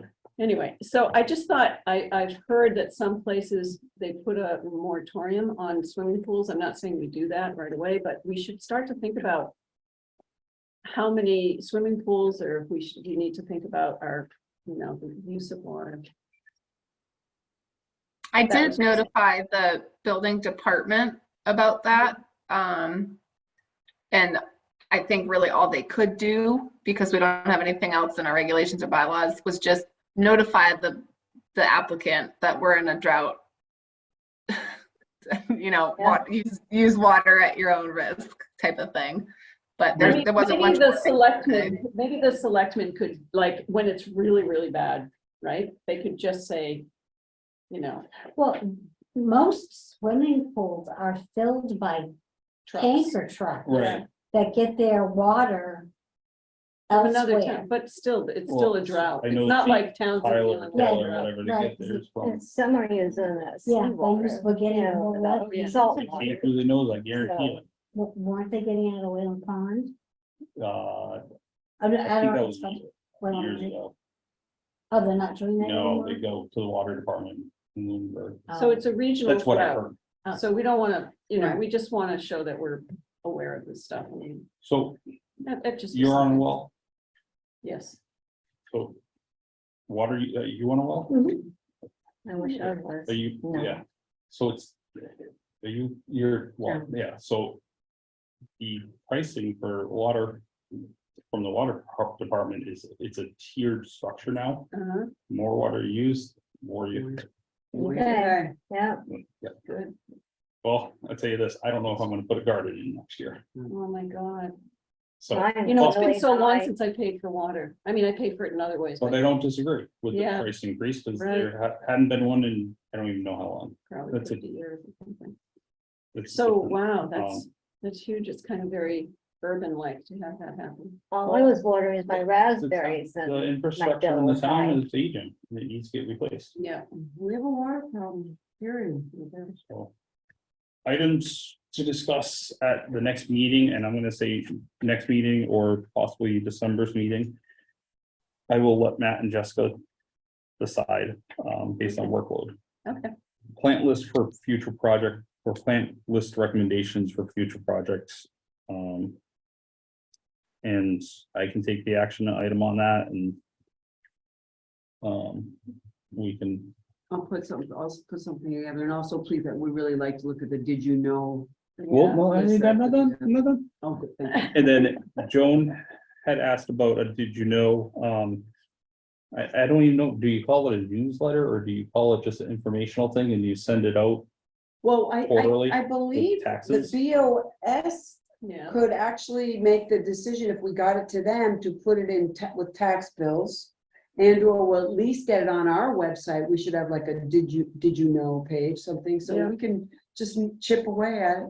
And Yeah. I don't know if you wanted, I wouldn't inundate people with stuff, maybe do it Right. quarterly, so it's just Right, constantly in your exactly. head. Quarterly updates. And do a Yep. And QR they've code. done it in the past, and I always, when I get my bill, Yeah. and there's something in there, I'm always Yeah. like, oh, that's interesting. I Plus didn't- gardening tip, Yeah, you know, It could like be peonies love coffee grounds, you know, that's right. Um, and don't kill friendly. the ants on peonies. Right, which that's people right. do. I know. so I would, we call, did you know for now, and it, Yeah. I think it's something to, get information out there. Yeah. Because everyone gets a tax bill. They do. I could get a skunk cream. Oh, All right, so next meeting is Wednesday, November 9th, 2022 at 7 PM, Board of Select Chambers, second floor. This meeting will be held via virtual Zoom, remote in accordance with COVID-19 safe meeting guidelines. Can I get a motion to adjourn at Motion. 9:11? Motion to adjourn. Second, Roll call vote, please. Patricia Demolo, yes. Linda Mac, yes. Joan Savoy, yes. James Gatefield. Yeah, I'm like, go take my dog out. And the thing is, they're all night.